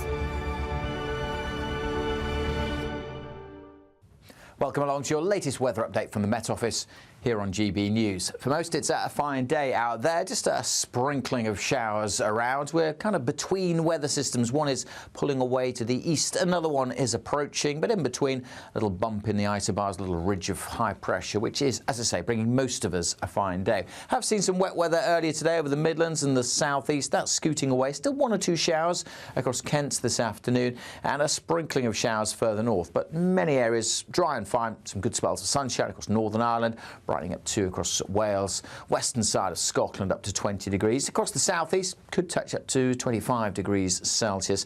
21 in Edinburgh. There will be a few scattered showers across the Grampians and extending down over the southern uplands come the afternoon, but most places here dry. So plenty of sunshine on the west coast, slightly cooler feel here perhaps, but plenty of sunshine too for Northern Ireland. A fine end to the day. The sunshine may start to turn a little hazy here. 1 or 2 showers developing over the Pennines, and still the odd one across East Anglia and the southeast this afternoon, but the vast majority staying dry and fine into this evening with some late sunshine to be enjoyed. As we go through the nights, not a great deal of change. I think the showers will fade through the evening, so most will have a dry night, some lengthy clear spells, not much in the way of mist and fog either. It will be quite a warm night actually, temperatures not dipping away too far. Most towns and cities holding up in the teens, certainly across the south. 11 or 12 further north. On to Wednesday, and again, for many areas, it's a fine day. We are going to see that next weather system just increasing the cloud from the west, so it will be a duller day for Northern Ireland, the cloud thickening here, and we'll see outbreaks of rain trickling in during the afternoon. A little bit of that patchy rain just getting into West Wales, southwest England and southwest Scotland late in the day. 1 or 2 showers elsewhere across Scotland, but many places dry and warm again across the east tomorrow. That warm feeling inside from Boxed Boilers, sponsors of weather on GB News.